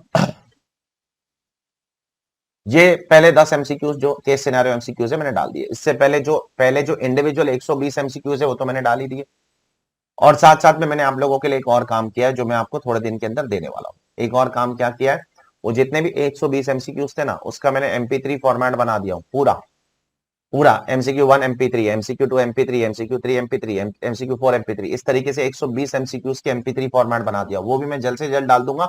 मैं सिर्फ वेट कर रहा हूं कि ये सारे भी खत्म हो जाए, उसके बाद सारे के सारे MCQs जो तुम्हारे इंडिविजुअल MCQs है और केस सिनेरियो MCQs है, सारे के सारे MP3 फॉर्मेट में भी डाल दूं, ताकि किसी स्टूडेंट को डायरेक्टली उस पर जंप मारना है तो जंप मार सकता है। से किसी स्टूडेंट को 75th एमसीक्यू समझ में नहीं आ रहा है, डायरेक्टली 75th एमसीक्यू के MP3 पे क्लिक करेगा, कोई मोबाइल खोलने की जरूरत नहीं है, कोई यूट्यूब खोलने की जरूरत नहीं है, डायरेक्टली वहां से देख के भी कर सकता है। हाँ, किसी को अगर देख के समझना है, समय है तुम्हारे पास, देख के समझना है, तो यूट्यूब के अंदर भी मैंने नीचे टाइम स्टैम्प्स डाला हूं, डायरेक्टली 75th एमसीक्यू पे क्लिक करोगे तो वो खुल जाएगा।